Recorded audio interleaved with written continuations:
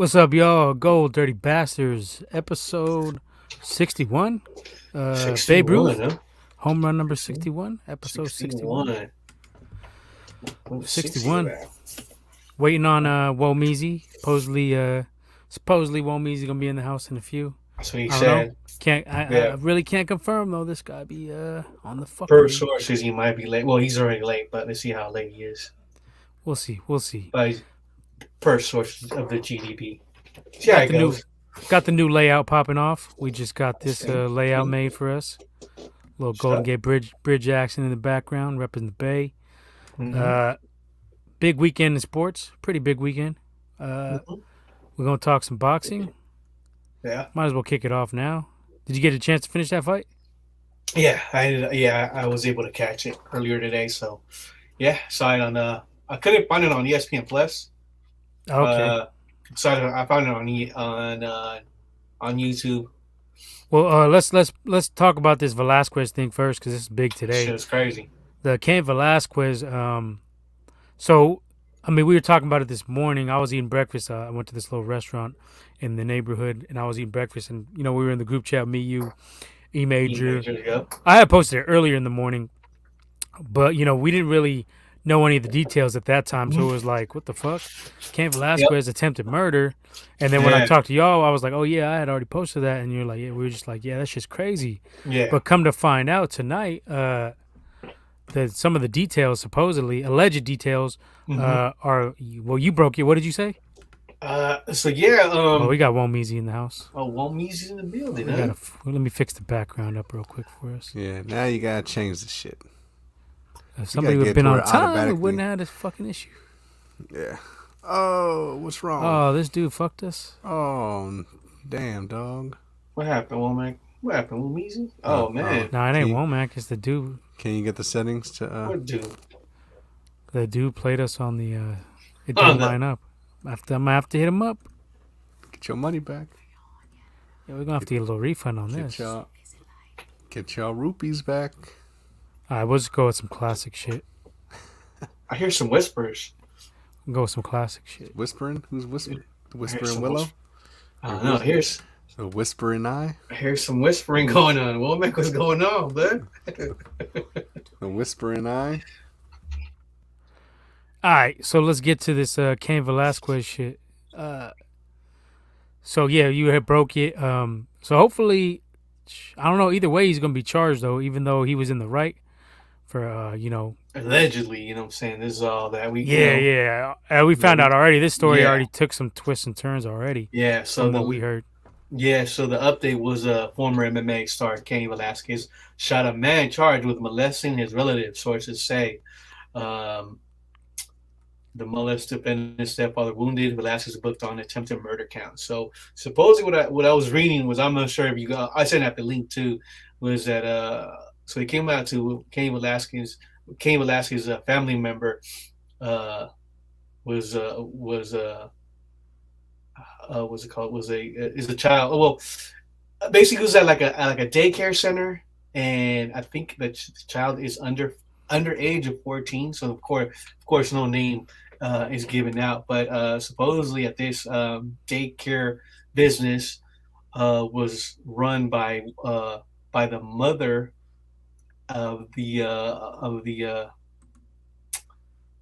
who's being complained about the molestation. So which is crazy. And I guess Velasquez opened fire at a car that was carrying the stepfather, one of the supposed suspect, and he ended up getting shot at. But it's not a no life or death situation. I mean, he got shot, so that was crazy. Yeah, that's wild. We've seen that earlier on the because you had posted it. We just at first we were like, was it road rage? Shit, is it Roy? I said, is it Dana not paying fools, and fools gotta hit the streets? Just sticking motherfuckers up. Mm-hmm. But yeah, this is more. He's in the right. I mean, yeah, he's in. I mean, you can't blame him for going after somebody. So I'm shit. Who knows how we'd all react?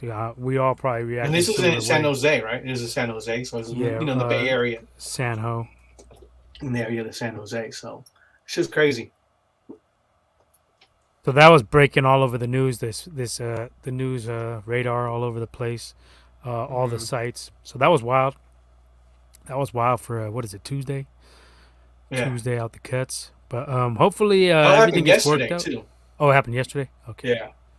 Hopefully it gets worked out. I hope he gets dismissed. If this is really what happened, if this is the real breakdown, hopefully he gets released because that we don't support any of that other shit. Yeah. Fuck all the pedos. Fuck all the molesters. Let them get shot up. I mean, shit. Street justice, right? Yep. Street justice. Street justice, straight up like that. Sometimes that's the only kind. You just ask Batman. Batman does it all the time, you know? Yeah.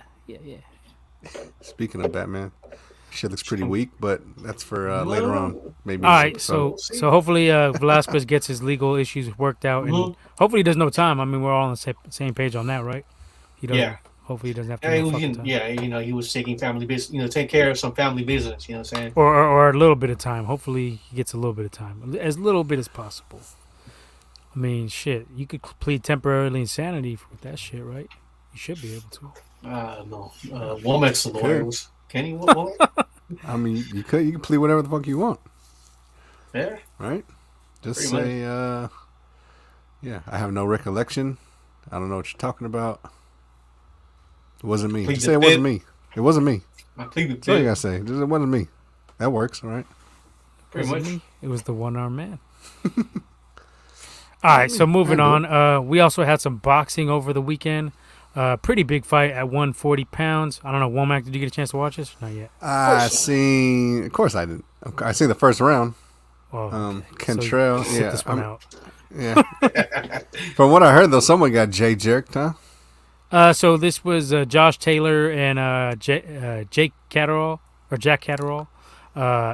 Took place in Scotland, I believe, over the weekend. Yeah. Like I said, it's Josh Taylor's undisputed 140-pound champion, and so you got some big dogs moving into that division. You got Tiafimo just moved up to 140, so he's going to be gunning for some of the belts.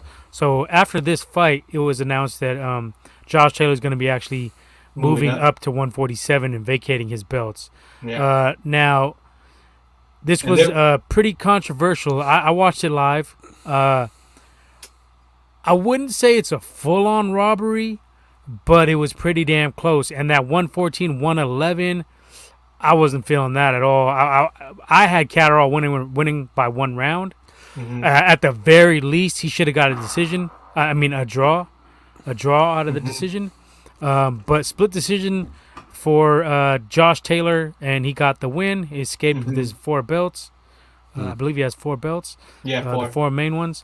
And already he's saying he was talking a lot of shit after the fight, saying like, oh, I beat this dude, like da da da. Then I guess either today or yesterday he went back and he's like, oh, I rewatched it. Yeah, he came on, but I came on later and I got the win. There's no way I lost. Still saying the same shit, but he's like, well, I can give him a rematch, but if he wants a rematch, he's gonna have to do it at 147 because I'm leaving 140. So he sounded pretty shook. And which I think Catterall could take him. I mean, for this fight, there was no rematch clause, so therefore, I watched it earlier today. Took the dub and run. Okay, now we both had. I had Josh Taylor winning this fight when we made the picks, but I've always said I thought Josh Taylor was a little bit overhyped. I never thought he was all that. I thought he was okay. He beat Ramirez, but Ramirez was real stiff that fight. I haven't seen too many of his fights, but I've seen maybe like 3. And he boxes, but I just never seen that it factor. And Bob Arum does a real good job of getting his guys hyped up and putting in the top 10 of the P for P list when I really don't think they're deserving. We've seen that a lot lately. A lot of these dudes get put up there that don't really deserve it. Lomachenko. I know I'll catch some pushback from a lot of fans. Well, he's on the front lines right now, so we can't talk bad about Loma, right? Oh yeah, we still can. I don't give a fuck. You still, you had Lomachenko number 1, which was a joke. Hey, Lomachenko's in Ukraine fighting the war, right? I don't give He's a on the fuck. front That lines. don't got nothing to do with. That ain't got nothing to do with. That ain't got nothing to do Some with. respect. That ain't got nothing to do with no. That ain't got nothing to do with no. on. That ain't got nothing to do with no boxing rankings.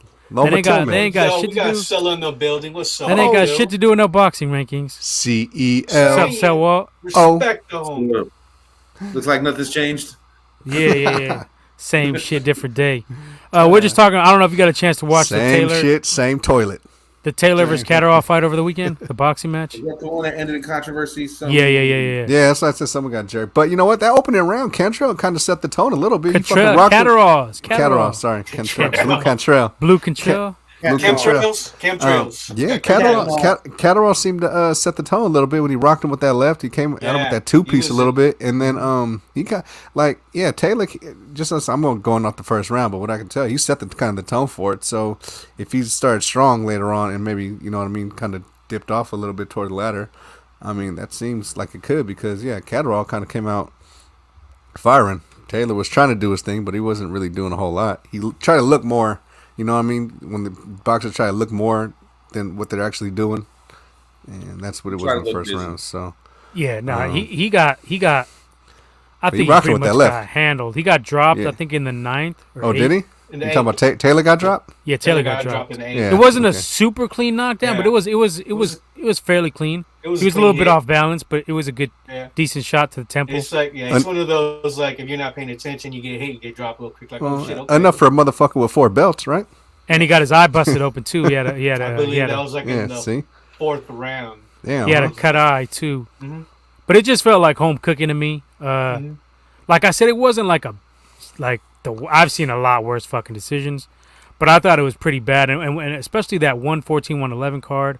I was like, you got to be kidding me. That's too much. The referee was terrible in this fight too. I was going to say that ref. He kept on getting involved. He kept on taking points. He took a point from Catterall for nothing basically because Josh Taylor was holding his head and he was doing the very similar tactics. He was throwing that shoulder into his head. They were both fighting. You know, it was like a dirty kind of fight. Not dirty, but chippy. Yeah, I would say. Yeah, I would say that. I mean, that ref. You know, it's a world title. You know, bout. You know, let these guys go at it. Go. You know, of course, there's gonna be some holes and all that. But yeah, he was too much. I mean, I don't know. Maybe that was the kind of confused the judges. Yeah, for sure. Yeah. I don't know if that confused the judges or whatnot, but yeah, you gotta let those guys go. These are this is champ, especially it was clearly looked like an upset. The only thing I do have that I think that Catterall in that I believe in the 8th round when he dropped him, he should have attacked him more. Catterall just stayed. He was using like I didn't see him. He should have been a little bit more aggressive. And they talked about it, the announce team, and I picked up on it too. The body language kind of like, he was winning, but he got comfortable. It was just like the body language that comes down to like ring generalship. He kind of like, he didn't bring it to him all the way, and he kind of should have known. I thought he did enough to win. I'll tell you that. I thought he did enough to win, but. You're in Scotland. That's his hometown. Yeah, exactly. You got to know better. You never leave it to the judges, right? That's what they always say. Yep. And it held up to be fucking true this time. And and it sucks because, dude, this would have been a big break for Catterall. Yeah. He was undefeated. He was undefeated. Oh yeah. Now he's no longer. Like I said, I thought at the very fucking least it should have been a draw. But I had Catterall winning. I don't see the 114-111. I don't see how that could have been because there wasn't a lot of. I mean, there was a few close rounds, but Catterall was winning a good majority of them. Taylor came on a little bit late, maybe like 10th, 11th, 12th. But even some of those I could have seen given to Catterall. But in those 11 and 12 rounds, I think he only landed 4 punches. Catterall? For Taylor. Yeah, he wasn't landing shit. That's what I'm saying. Landing shit. His output was weak. Yeah. Let me see if I can pull up the. Let me see if I can pull up. Go ahead. And what Catterall also did was. I believe Taylor was, I think, like 2 or 3 inches taller. So what Catterall was, he started like getting himself a little bit lower. So that so now Taylor got to come in. That gives. I saw that gave an advantage point to Catterall because now he was letting that left. Man. He was hitting them with that left a lot, and Taylor had no answer for that. Okay, so I got the punch stats here. Let me pull them up real quick. Well, that's what I say. Set the tone with that left in the first round anyway. So the fact that you felt it, you could tell. Especially on that first, Yeah. Well, I will say that I didn't even have to watch the fight. I can already tell that fuck that shit. Well, was we know you fucking score bad. fights without watching them. You already admitted to doing that before. I think it was a Floyd Mayweather fight. You gave Mayweather the fight without watching it. No, I was on the ESPN stream doing that Nah, you didn't watch it though. You said you were watching the because I was on the ESPN stream. box cast or whatever the fuck. The ESPN stream, yes. Nah, now you selling them wolf tickets, but it's all good. That's what it was. I remember. The cat from ESPN. Jesus Christ. Fuck's But you difference? didn't watch any of the actual fight. You just going off the fucking like little summary. The first 5 rounds till I got home and seen it. Whatever. Anyway, can't score a fight like that, man. You got to watch the whole fucking thing. Can we see this? Do I need to zoom in a little bit? I can. You can see it. All right. So you see, Taylor only landed three punches in the 12th round, 3 in the 11th, 11 in the 10th, whereas Catterall landed 8 in the 11th, 9 in the 12th, 7 in the 10th. So we could give Taylor the 10th for sure, but I don't know about 11 and 12. If one guy lands 8 punches to 3 and 9 to 3, that smells 3 in like the 11th. home fucking cooking to me. Oh, yeah. It looks like he outlanded him every round except for the 10th round. Yeah. Yeah. I could see it watching it And, live. and he only got him by 4 punches.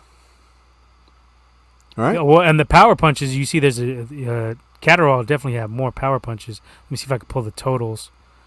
Okay, so power punches total 81 for Catterall to 57. Yeah. But right around the same percent, 31.8 for Taylor, 30.3 for Catterall. Jabs. Do we got total jabs? Taylor only landed 16 jabs? Wow. Yeah, if you look at these numbers, it's pretty damning.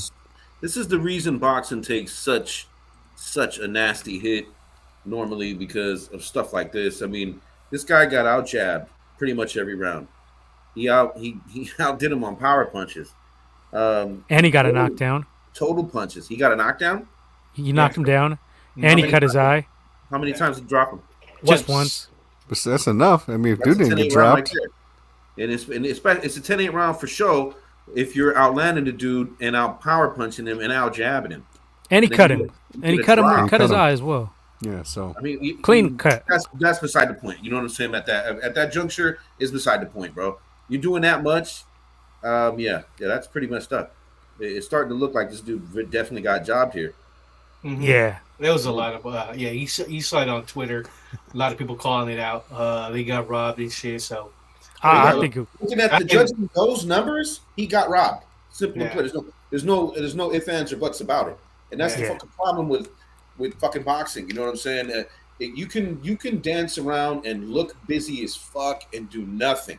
That's what I was saying. That's what I was saying. That how the first one was. He seemed like he was trying to do a lot, but he wasn't doing shit. Like, Yeah, you know what I mean? He was and- kind of showing that fool's gold type shit. yeah, and Andre Ward was there, and he had I think he had it 113, 112 to Josh Taylor. So Did he? Yeah, Yeah. I didn't see that. I think so. I didn't see I didn't what that at all. I didn't see what Andre Right, Ward was those are saying.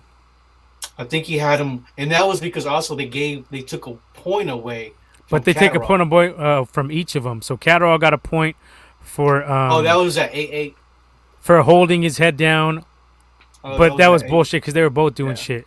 And then Taylor got a point for a late punch to the belly after the bell. Now the punch wasn't hard, but it was clearly late. It was almost 2 seconds late, second and a half, 2 seconds Yeah. late.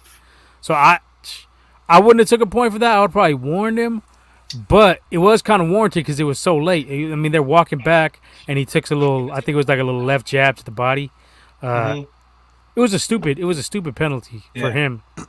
But the ref was definitely. It was just Yeah, I the didn't ref like was that calling ref. some. Yeah, The ref It was was like the ref seemed to be favoring Taylor, in my opinion, like Right. because Taylor was doing those little slamming his shoulder into his face. He was Yeah. hitting behind the head. He was getting away with a lot of shit, and the ref seemed to be warning the Catterall more. So I don't know. I thought it was a little bit fishy. I thought Catterall could have done more body language wise though. Like in the last few rounds, he looked like he was a little tired, and he didn't step on the gas and just like go for it all. You know what I mean? Swing a little wild, maybe go for a knockout. Just you can't leave it to the fucking judges ever. You can't. We know. Yeah. We've all watched boxing 20, 30 years.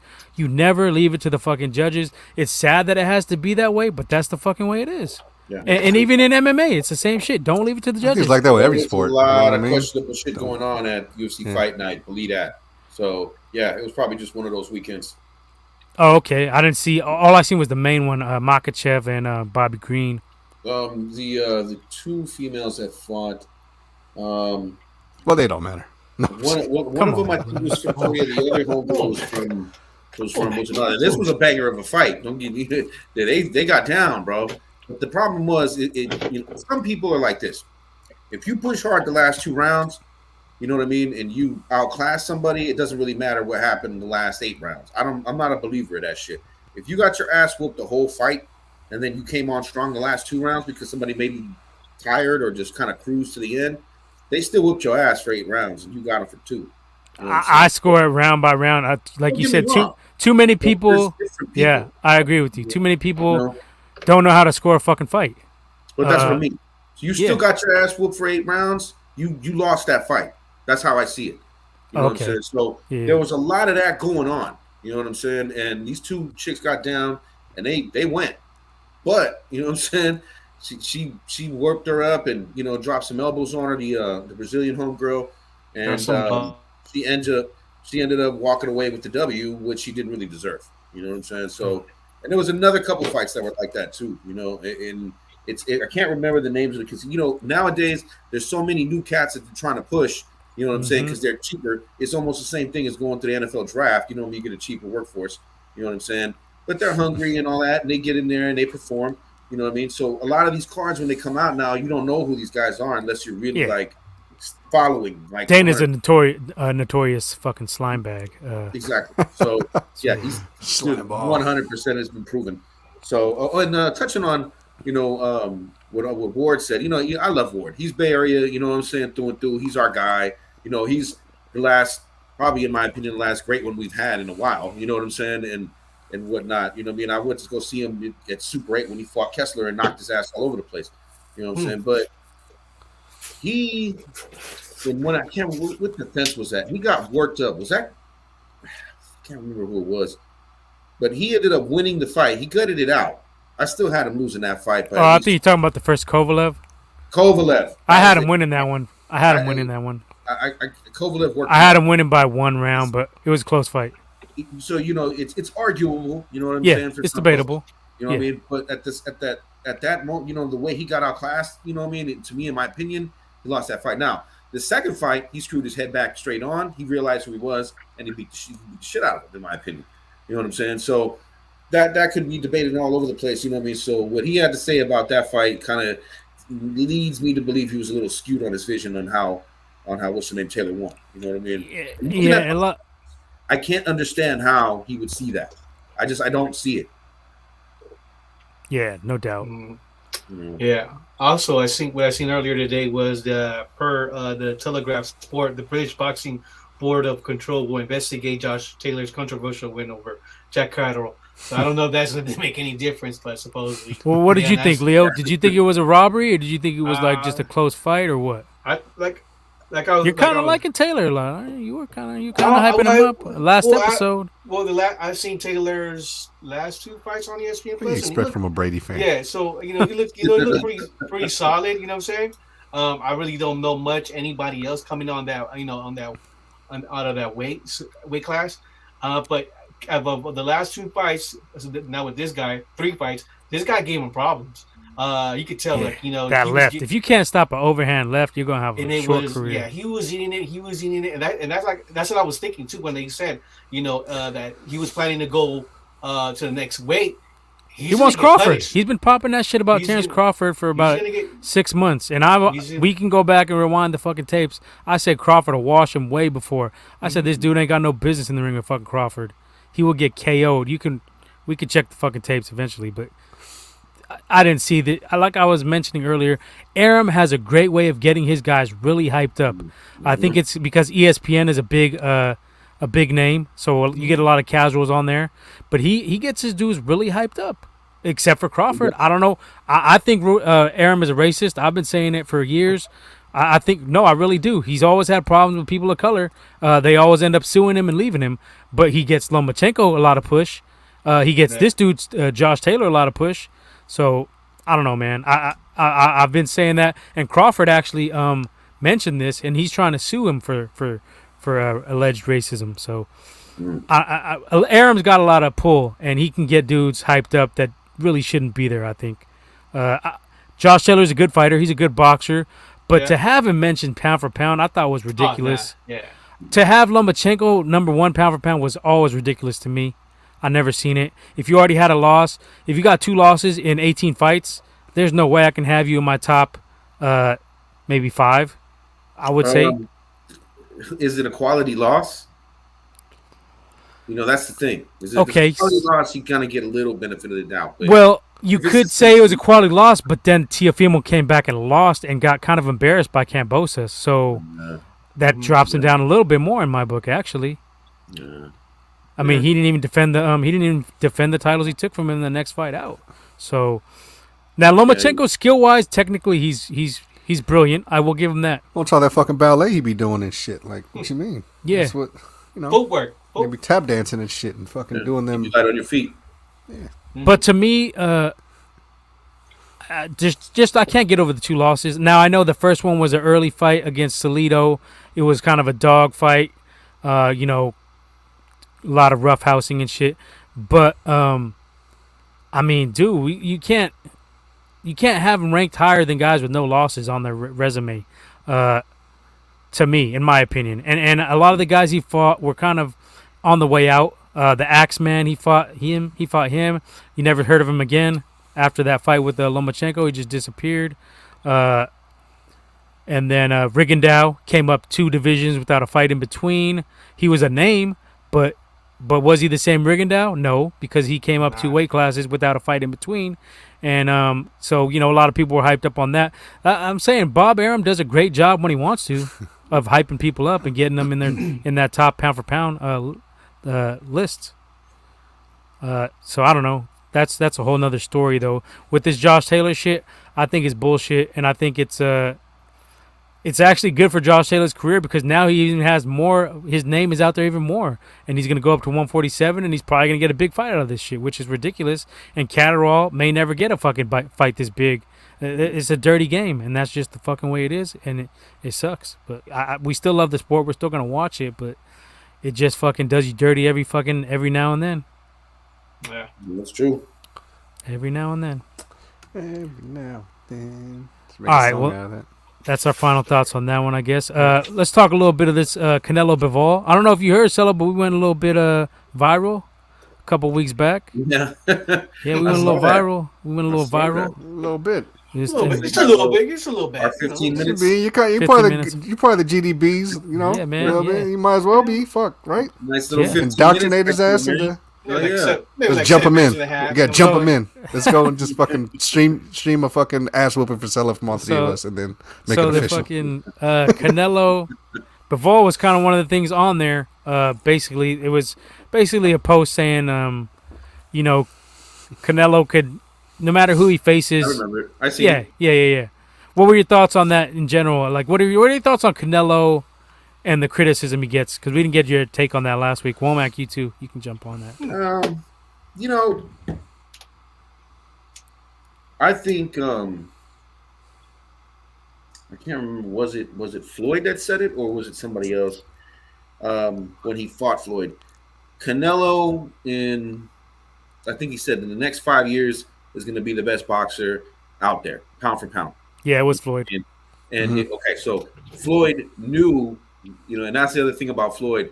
He's always been smart on picking his opponents at the time that he picks them. Yeah, agreed. This is chess, not checkers. Let's be honest. You can hate it or you can love it. You can call him a coward, whatever. It's just called strategy. You know what I'm saying? Because at the end of the day, at the end of them fights, you know what I'm saying, he's going to have a W next to his name and you're going to have an L. And that's just the way he played his shit, which is why he doesn't need to fucking be literate. You know what I'm saying? So let's be honest, dude. I mean, the guy got it fucking way he got it. You know what I'm saying? So he said that, and it made me kind of laugh because of that fact that he knew that if he fought him after he had a little bit more, you know what I'm saying, up under his belt, some more seasoning, then there was a chance, a very good one, that he would have got handed his first L ever. And Canelo hit his prime after At that bigger weight class is my point. Yeah. At 160, 168, you see him really getting into his prime Canelo. So, I think what he knew was that he needed that fight, to be honest, win or lose, because it was going to propel him no matter what. Career-wise and technically, he learned a lot. But we knew that was going to happen with career-wise. But technically, he learned a lot. Growing as a fighter, exactly. He learned. He mimicked some of the stuff he learned from Mayweather. And we Ben said that. You know what I mean? Like his whole game changed after that fight. Because he learned a different level. You know what I mean? So he realized there's more levels to this than I'm at right now. I need a lot more. You know what I mean? So I mean, there's nothing wrong with taking a move from the best, the GOAT. You know what I'm saying? Because if you can incorporate that into your repertoire, then you got one above anybody you're going to get in that ring with. You know what I mean? So as far as the criticism and all the bullshit goes, that dude can fight everybody. You know what I'm saying? And he'll still have. It's always going to be something. There's always be something. Exactly. He's not going to please everybody. It's true. Who's clamoring for it recently that I think Charlo and Benavidez are the main two. Andrade. They're the loudest, right? But I don't really. They ain't beat nobody. Stock. You know what I mean? Into those two guys, I think Croft said something a while back, didn't he? That he wanted to take a step. Oh, Terrence Crawford? Yeah. Nah, he didn't say that. He was saying he was actually hating lightweight. He was saying that Canelo don't like to fight black fighters, which I think is ridiculous.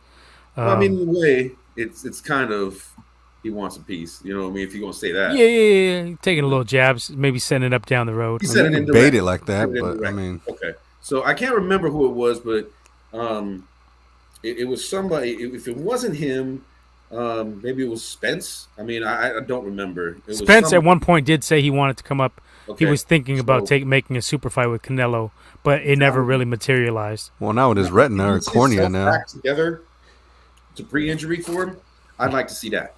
Or even Croft if he wants to step up into, because if you fight either one of those two dudes, you could bitch and complain and piss and moan on his name all you want, but that dude fought everybody. You know what I'm saying? And that's the one thing you can't say about him that's bad. That he fights everybody. Well, let me ask you a quick question. And that's what it really is. Is there anything, since Mayweather has a win against Canelo, is there anything in your eyes Canelo can do to surpass Mayweather? Not really. I'm asking Selo. No. I don't think so. No, fuck who you asking? I'm telling you, no. He's kind of on the right one now. I don't know if there's too much because you still got that loss on. No matter what you do, you still got that loss to a motherfucker who's undefeated. Let's get that out. But it wasn't a prime Canelo. It wasn't a prime Floyd either. But he was still pretty damn close to his prime. Yeah, but almost. But you're never gonna get that chance to avenge that loss. So that's kind of just so if Canelo goes up to cruiserweight, gets a belt there, comes back down, beats Beterbiev, beats Bivol, beats GGG again, and then washes out. If he washes out Benavidez and Charlo, would you say?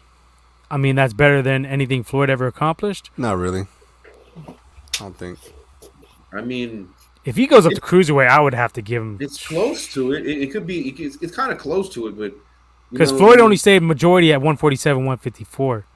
Well, see, the difference would be later in his career. He's fighting a lot of these dudes in their prime.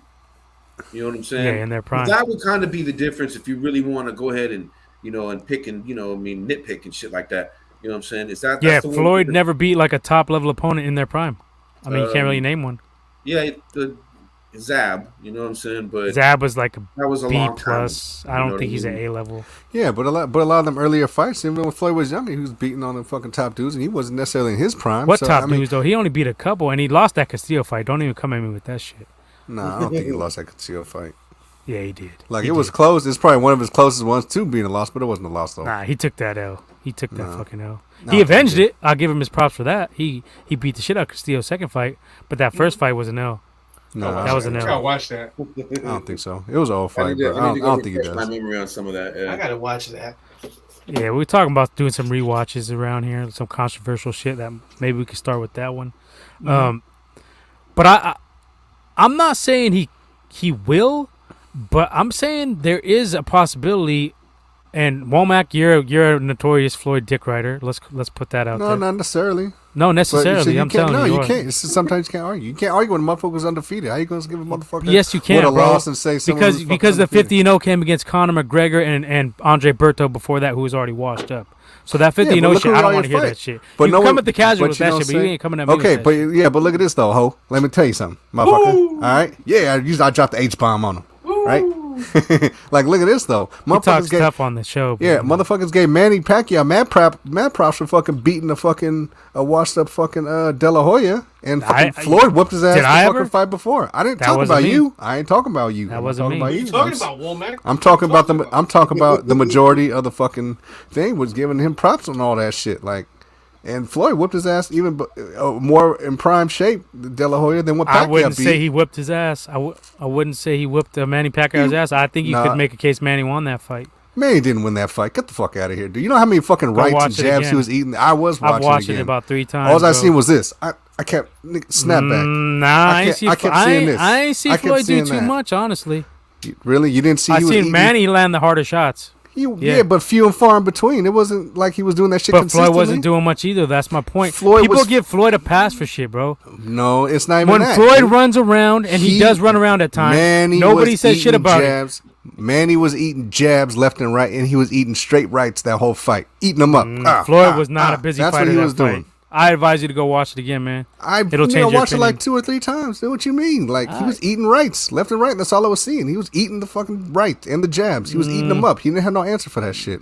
He got in and had the little Floyd was- bullshit flurries or whatever like that, but that was few and far in between. He did that shit once.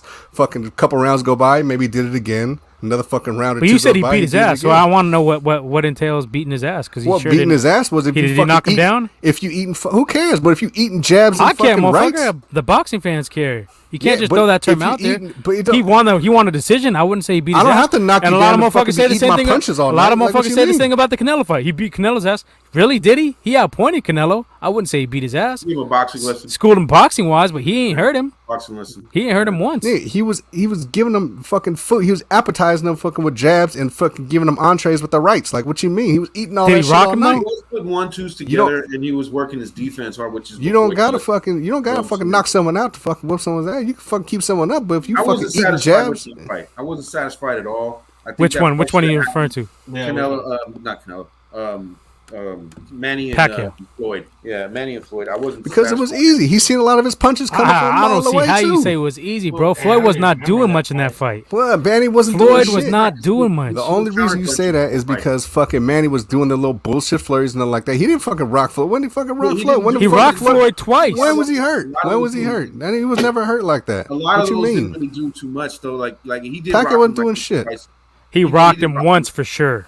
But for sure, rocked him on the once. real, He wasn't a lot doing of that nothing. flurries didn't hit anything but elbow. He wasn't and doing shoulder. shit, dude. And there were I mean, few and so far in that's what I'm between. saying. Yeah. He did a That's flurry what I'm one saying. round, and like 2 rounds went by. He did one more, maybe another 2-3 rounds. All went by. I'm He did saying another is flurry. I Like, he won wasn't money doing on that shit. fight by betting on Floyd, but I thought Pacquiao won the fight. He didn't win shit. Jazz I don't down. believe he won the fight. I think it was a lackluster fight. I told you he's a dick rider. Look how riled up he gets Nah, to Floyd. Because it was a straight loss. Like Manny ate a fucking rights and jabs. He played his game plan.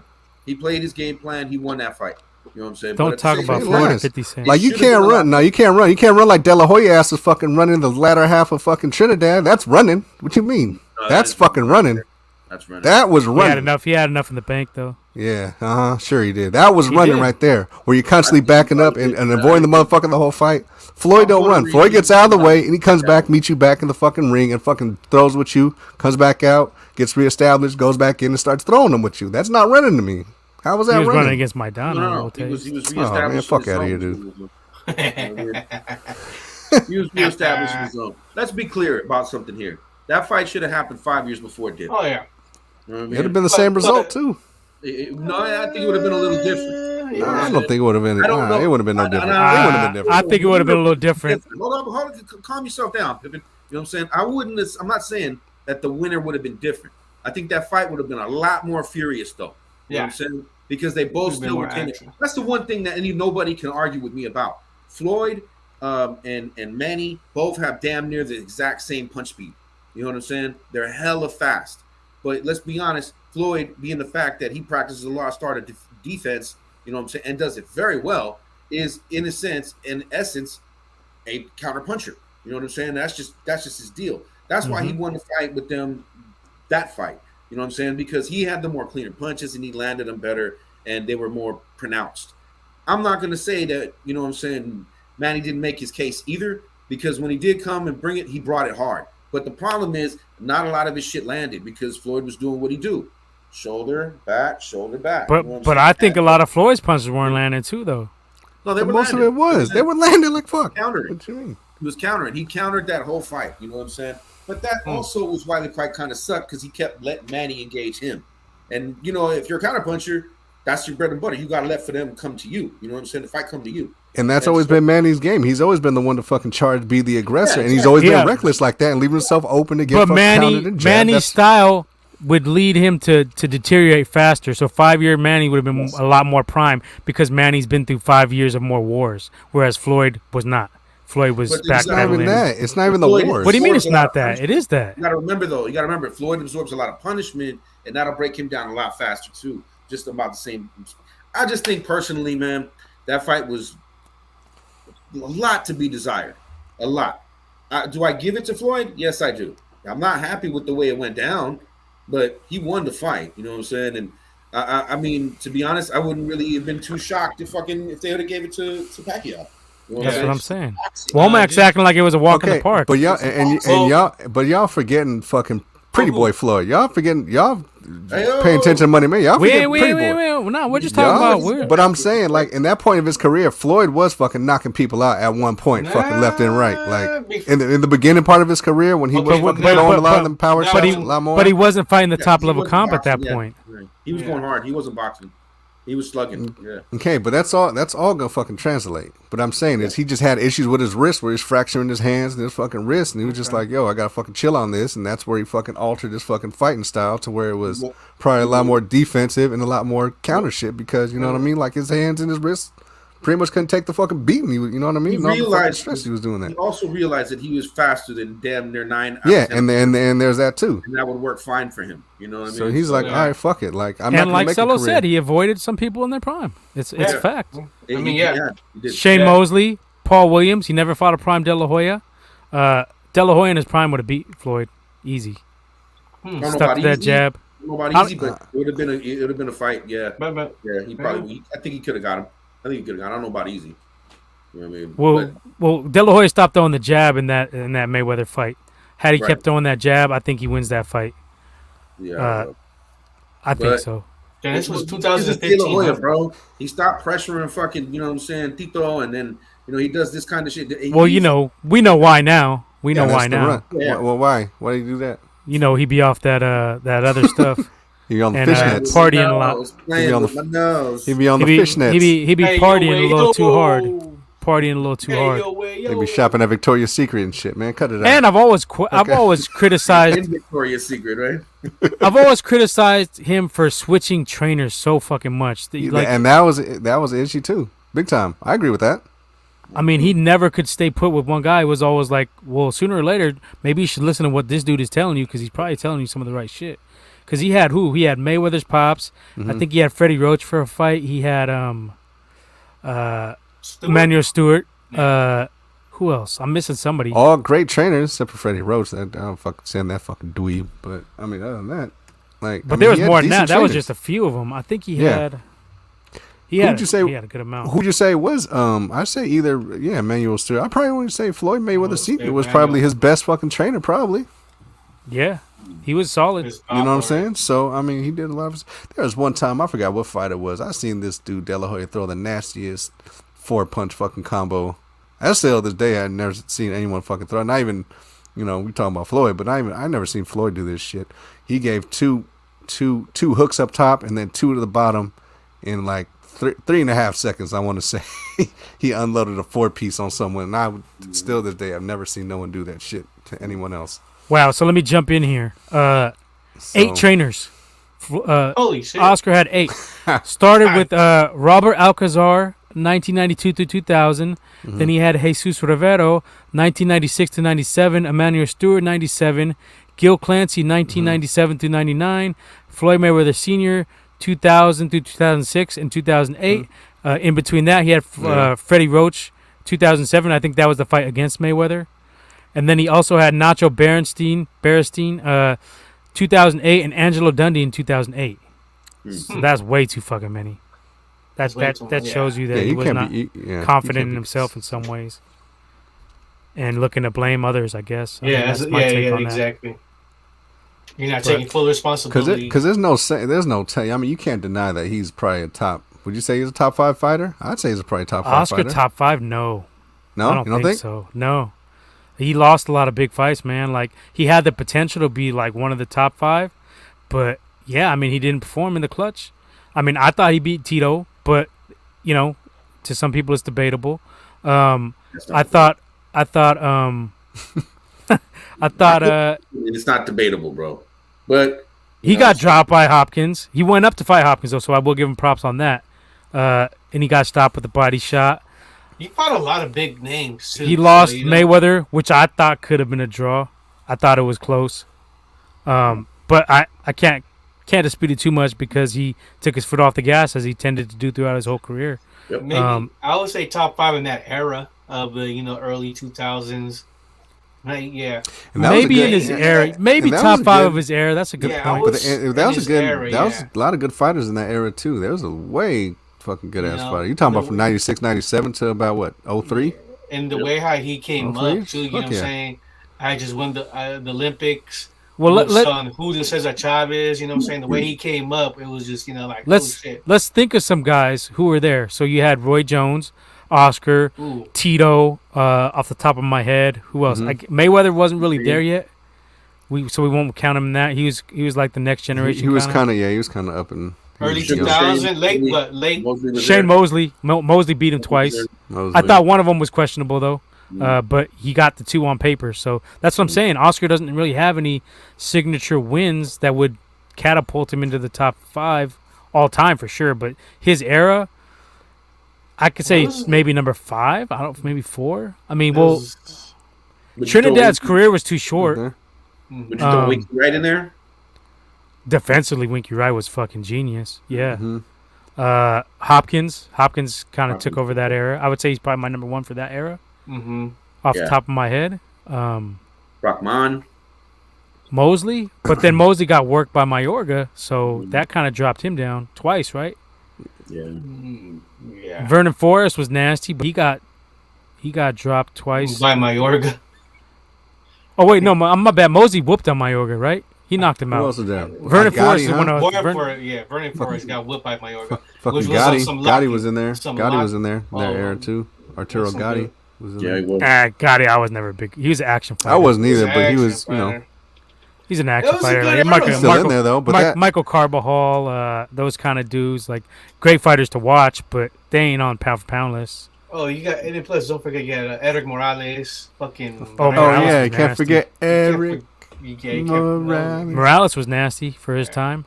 The Barrera Wars, those are fucking legendary. Those are the 3 all fights of them classics. All of them. Oh, Pacquiao's different era too. I guess you would say he's a little bit later. Yeah, he was more the 2000s, little Coming early 2000s kind of shit, right? Yeah, I would say, right? Yeah. Where would you have Roy Jones or De La Hoya ranked higher? I'll have Roy Jones higher. Based off of what? Well, the fact that he just kept going up and up and up. Yeah, but who is his signature wins? Similar to De La Hoya, they don't really have too much. I guess James Toney early, that was nice, and Hopkins early. Ruiz for the title. I don't give too much on that though. Ruiz is. Yeah, I mean that was still though. That was a mistake too. He should have never done that. Heavyweight. You gotta give him props for that. That cost him his career though. Like he was never the same after that. He was already like 40 almost.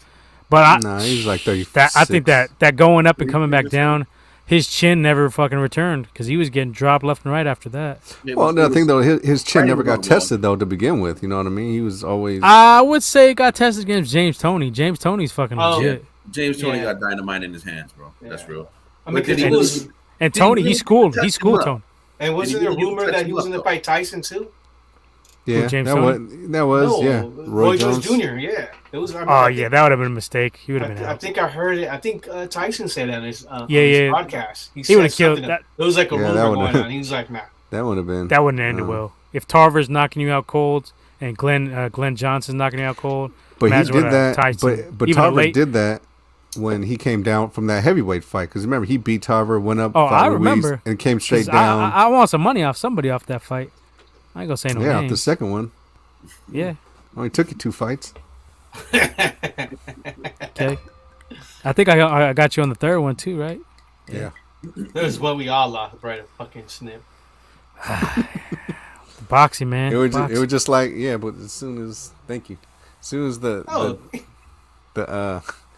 dominoes fell, you know what I mean? That was a It great just- fucking era for boxing, though. Honestly, yeah. Yeah, that's what I'm saying. might not have like had the top like overall. it wasn't but- early 80s, it was early mid 80s like type shit, but I mean, fuck. Well, we're of It course was we're a up little there. biased because we grew up on that shit. Yeah. But if you look at it now, the guys don't fight that much. That's They the don't fight problem. that. Yeah, that's my big You thing. talked Fight about once a that fucking last- year. yeah. Canelo's the only one who fights 3 times a year. Yeah. I mean, Tyson in his prime, he was fighting Fuck, we 4 were times seeing- a year, 5 We times. were seeing. I think we seen. Yeah, I was looking at some shit. Yeah, Tyson had like fucking like 5. I think damn near 6. Dude, he must have fought like every month. Damn near. They Is were, what it fight, they fucking were, felt yeah, like. at that time they were fighting 2 to 3 months. It was like every month separate. or like every other month. Like Man, 2 or 3 months. I don't think it was like 2 months that went by. Yeah, that he didn't fight on the Box, fucking. dude, I don't want to hear it. Boxers are soft, bro. Compared to fucking Thai fighters, bro, boxers are soft. They My said fucking Tyson. teacher, Oh yeah, of Well, the course. re- my well, teacher, especially- bro. That You talking about the Imperial or First Order? What are you talking about? Thai fighters. My nigga, he fought fucking every week. You know what I'm saying? Dude, every fucking week, bro. Every Friday, you got to fight. Go on, get in there. Dude, Thailand's a completely different place, though. Don't get Oh it yeah, twisted. that shit is But off the hook. we get pampered over here compared Blood to the sport. shit they do it over Yeah, there. you watch too much Tong Po Oh, no. for your ass. Competed in too much Tong Po, Huh? baby. Come on, now. Naksu Cow, You know Naksu what I'm saying? Cow, I'm not that dude that was just sitting on the couch cooking, baby. I got up off the couch. Naksu Cow. Hey, that was a prime for Van Damme ass though too. Was that kickboxer boy? Let me tell you. That's right.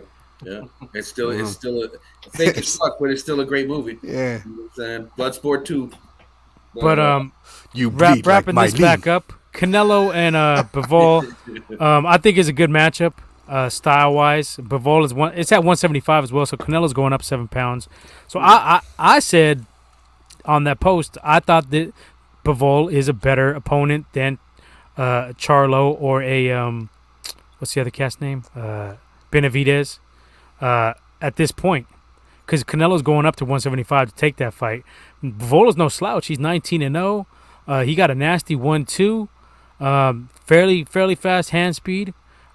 Do I think Canelo wins the fight? I think Canelo wins the fight because he's all around a better fighter. Goes to the body more. Got better lateral movement. Got better head movement. Better defense. But Bivol's game. So this is a big fight. A lot of casuals ain't gonna get hyped on it, but it is a big fight. And I would not be surprised if somehow Bivol can pull it out. But I think Canelo is more all around talented. He has more defensively. He can do more in his repertoire than Bivol, in my opinion. So I'm taking Canelo. I'll say by decision. I don't know if he gets him out of there or not in that fight. This is on May 6th. May 6th or 7th? Damn. 6th? 6? Okay. Yeah. What day is Cinco de Mayo this year? Cinco de Marvel. Cinco So there's de gonna be a Marvel. big fight, another big fight, and then they're saying he's gonna fight Triple G apparently Yeah, September supposedly, 15th. Bet the draw. That's gonna be a big fight. Okay, let's get into some hoops now. We did a little. You can go in Vegas again. Good to get some boxing in there though. We all love the sport. Those Cello, let me ask you some stuff about MMA real quick.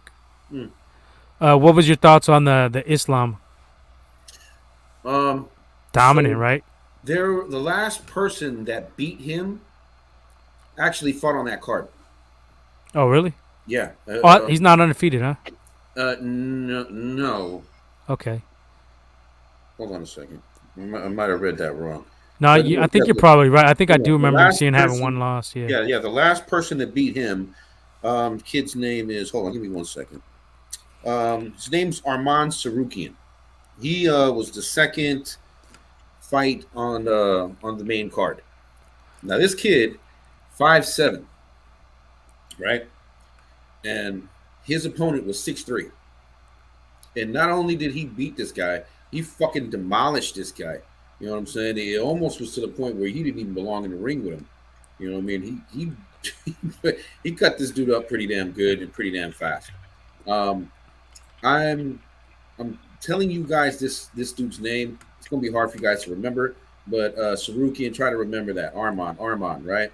That kid, when he gets his chance, that's gonna be the fight to watch if they get to run it back, and which I hope they do, because Sarukian looked just like I don't know what's going on with what they're feeding these dudes over in the Dagestani and you know what I'm saying, half Mongolian, I German think cats they're over. on that. I think they're on that Canelo beef. Bro, those motherfuckers, dude, you can punch them dead in the mouth, while they run into your punch, and they'll still take you down and freaking ground pound, what I'm saying, hammer fist face fuck you, dude. He's a Khabib clone, dude. These He's guys like are fucking clone. made from a different fucking cloth, dude. I think they feed them fucking rusty spoons and fucking Or he eats with rusty spoons, but they feed broken him cinder fucking. blocks, bro. These guys are different. Makachev is scarier. I say just a little bit more scarier than Khabib in terms of the fact that he can stand better than Khabib. Yeah. His stand-up game isn't nothing to be like. You ever seen him, Womack? He looks dead on him.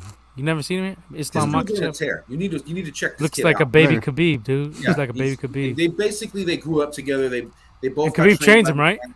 He got trained by the dad too. If he ain't wrestling But I Bears mean- at I mean- 5, I ain't fucking with him. Khabib is his trainer right now, though, right? I think Yes, he is. yeah, Right? he's his main trainer. Okay. So basically now it's this kid's turn, and that's Khabib was like, I'm out of here, blah blah blah. Now it's your turn. You will get the title. He has a better stand-up game than Khabib because Khabib wasn't afraid to throw a punch and stand up with you because he knew that no matter what, if you took him down, he was going to end up, Fucking you up. the lead blanket on top of you. You know what I mean? Eventually. And this dude looks exactly the same in my. Well, the difference between it is that he actually has some movement and some good, footwork. You know what I'm saying? And he will stand there and throw jabs and shit like that and throw, combos. You don't see him do it too often because normally he just wants to get in, just take you down and just, it's all aggression. I just want to break your fucking face kind of thing. You know what I mean? So he's definitely the real deal. The way he ran through Bobby Green, who was definitely Short notice, though. Yeah, short notice. But I don't think you fucking. No disrespect. I think you either had a whole camp, he'd have been out in 2 rounds instead of 1. Yeah. You know what I'm saying? This guy is just different. They're all different. Like, and Bobby has great hands, great footwork, great body curve. Snuffed, I mean, everything was snuffed out. Dude, my God, he can move quick as hell and turn like all the way. He'd be like 90 degrees sideways just from his. How's hips. he do it again? How's he do it? What's that? How's he do it? How's he do it? How's he move like that? Oh, like this, man. Lean back. Sideways, Lean like back. feeling himself. So Crack your back. basically, this dude's got unbelievable body control, and it didn't matter at all. You know what I mean? He's got snatched up, put down, and It was like a python eating a rat. exactly Clamped down. You knew it was going to happen eventually. Once he got a hold of it, it was over. You know what I mean? And you knew it's all right. He's on the ground now. Okay, I give this a minute at most. You know what I'm saying? So Makhachev is an awesome dude. He's going in there fucking with Oliveira because that's going to be the next fight. That's going to be the title fight. You think he's gonna get it? The title shot? I He's think definitely- Gaethje. Well, they're facing each other, right? They're already lined up. So Yeah, that's they're the- already lined up. Okay, so the winner of that, he'll probably face that. Gaethje definitely can take a hit, and he can deliver a hell of a hit too after he gets it. He's like Chris Lieben, but just a better prospect. You know what I'm saying? Better all around. The only thing about Gaethje is his defense is suspect. That's the problem with him. He's an action fighter too. Well, the problem, he'll punch you and stand right in front of you, That waiting for motherfucker does look like Khabib, huh? He doesn't move out of the way. You know what I mean? And Oliveira is going to catch you with that 1-2, and then he's going to He's going to circle out to the left, and you're going to come in swinging, and then he's going to catch you with a kick to the stomach. You know what I'm saying? And if you keep trying to get that point back, you're going to fuck up. He's going to grab it. He's going to twerk it off of you. That's the problem with Oliveira. The fact that now he has a stand-up Muay Thai game that is very, very pretty. You know what I mean? So I think Oliveira takes Gaethje, and then he has a problem with Makhachev because Makhachev's wrestling can definitely cancel out his BJJ. And if they want to stand up and twist, I already said this guy's a lot better on his feet than Khabib was. But I don't know if he wants to get into a prolonged swinging match with Oliveira. You know what I'm saying? Because Oliveira's his Muay Thai is really clean. You know, I don't know. Oliveira, yeah, Oliveira's a G. You know, I mean, he for the longest it was just BJJ, but when he incorporated the Muay Thai into his game, you've seen everything change for this guy. Yeah, You know he was using some of that shit on Chandler. Well, it's just the way it goes. If you're good on the ground already, then you've got a major, you know what I'm saying, like buffer between you and everybody else, because you're not afraid to go into the ground. Guys that stand, they're kind of afraid to go to the ground because they know I'm going to knock you out here. This is what I'm comfortable with. You know what I'm saying? So this is my comfort zone. You take me to the ground where I can't, twist my hips or, torque up, throw a nice one. You know what I'm saying? You're taking me out of my game. And now my punches are coming from laying on the mat from the shoulder. That ain't going to be enough. You know what I'm saying? So it's going to be difficult to see how it happens. But who wins that fight? I don't know who wins it. It's a difficult one to call because both of these guys are good, anywhere. But the matches after, let's say Makhachev doesn't win, I think the match to make eventually is him versus Arman. And he gets to run it back with the kid who beat him. That'd be sick. Adam's first loss because that guy's good. You guys need to check him out. After this last one, he really ran wheels around this guy.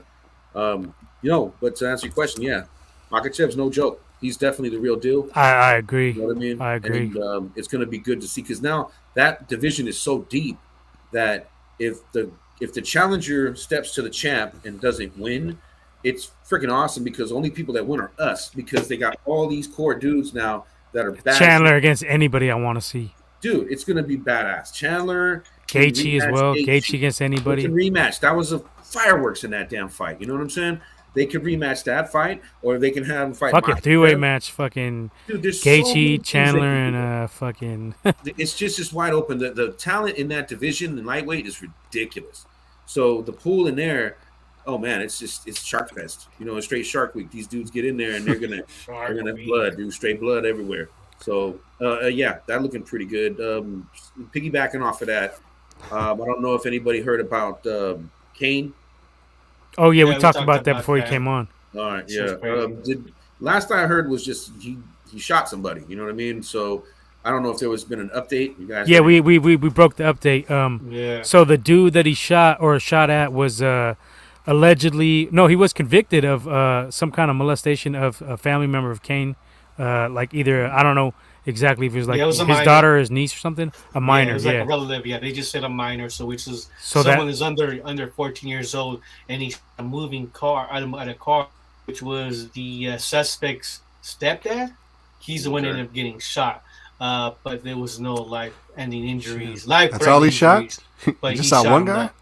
That's it. He was trying to aim missed. He was. He shot multiple shots. But. Yeah. Street justice. I hate to say, anything when, especially because, some people that are indirectly involved in that, you know what I'm saying? It's like, they're going through a lot of shit right now. And, everybody. Some people that have nothing to do with it are like, it's my brother and all. You know what I mean? But to be honest, that makes me like Cain just a little bit more, bro, because... I mean, if you fucking around minors off top, especially if it's some of yours. Someone fucking around your niece, my niece like that, yeah, you're getting shot. That's exactly what I said. That's that street justice. Fuck a chomo, dude. Yeah, you're getting shot. I think he was stupid for, shooting stepdad, you know what I mean? But if he shot him... Well, I think he was aiming. He was aiming at dude, and he just hit the stepdad. I don't give a fuck. Collateral damage. That's what they call it, right? When you fucking hit motherfuckers, they just away. He was in the way. Whatever. You can't do that, but he ain't Bloods and Crips doing this shit, man. This is because that motherfucker touched somebody he wasn't supposed to touch. You know what I'm saying, Cain? Yeah. If you was ready to do it, if you was trying to be slick about it, bro, come on. It was at a daycare center too, so.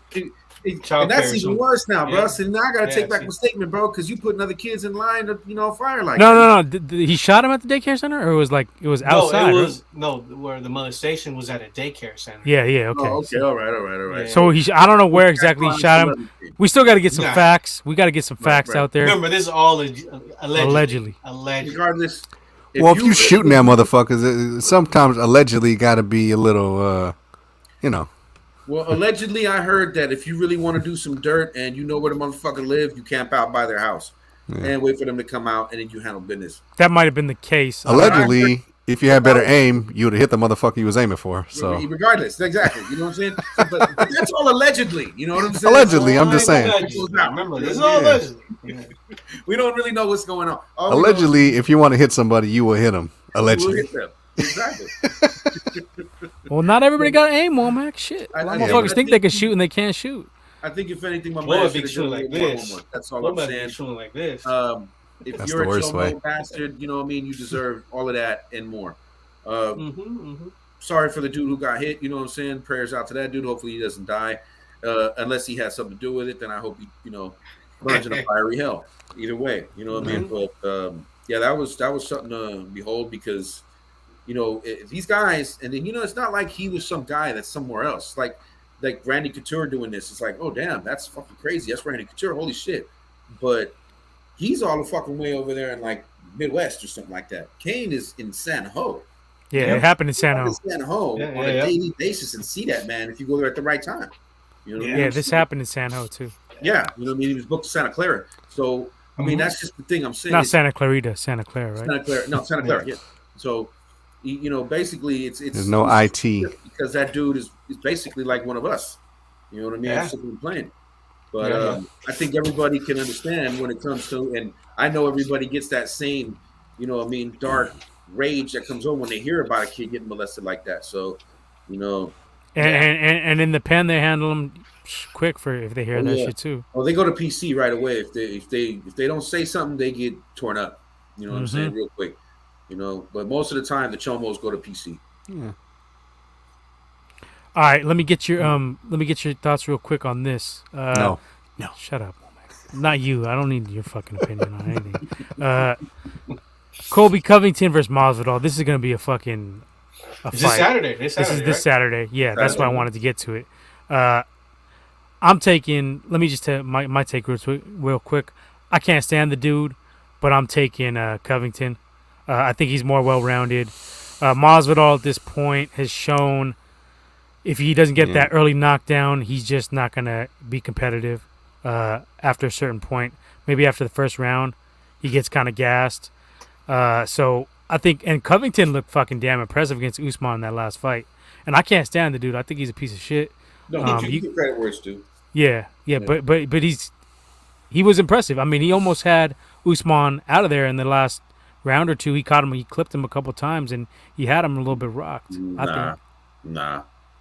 You don't think so? No. Look, compared to the fight before, you got to give that man his props. You don't sweat the technique. You sweat the man. You don't sweat the technique. He's got techniques. The kid's got skill. I ain't gonna lie. You know what I'm saying? Is he a piece of shit human being? Yeah. But then again, so is John Jones. I don't. You know what I'm saying? I don't cheer for that fucking guy either. But that motherfucker can fight. You know what I mean? You're in deep end of the waters when you get in the ring with either one of those guys. I will say that his performance from the last one was infinitely better. He didn't fall too many times into some of the traps that Usman set for him, and he kept moving and shit like that. But he did. He adjusted well. He adjusted. Yeah, he did. But he did still got out wrestled, and he still got outstruck. And to be honest, Usman I think had a broken rib in that fight, or he was dealing with some injury. Broken hand or broken rib. It was one of those two. You know what I'm saying? And he was dealing with that throughout that whole fight. So if it looked a lot better, it could have been because of that. But I wouldn't rule out the fact that he was way more focused for that fight. I will say that I think you're spot on really with that decision. I like. Well, to be honest, I don't like his ass either. I don't like Masvidal. I'm not a Masvidal guy. He's a little bit overhyped. They're both Trump guys, dude. I'm good. So either way, but it makes for a good fight. It does, you know what I mean, because there's a lot of animosity there. But I will have links. Former teammates, well, former Maz, teammates, former roommates. Yeah, you know what I'm saying. Maz definitely got the edge in striking because he can create more and he knows more. That's his area. Covington is comfortable striking because he can put together some good boxing combos and he has power in his hand. He has a nice one too. Yeah, he definitely has power in his hand. And from all them years as being a wrestler, he has a really strong neck. So he's a hard out. You know what I mean? Which is why he didn't quit when Usman broke his jaw in the first one. You know what I'm saying? The kid has a strong fucking neck, dude. Some of these wrestlers, man, it's hard to put him down. But And he's thick skinned. He don't give a fuck how he wins. He'll bore. He'll wrestle Masvidal all night. He'll blanket you. He doesn't care. He did the same thing with Ty Woodley just recently.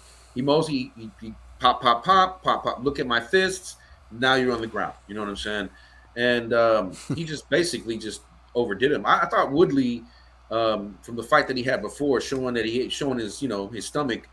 Showing his heart. In the end of the last 2 rounds of that fight that he had before that, I can't remember who it was, but that was against fuck is his name?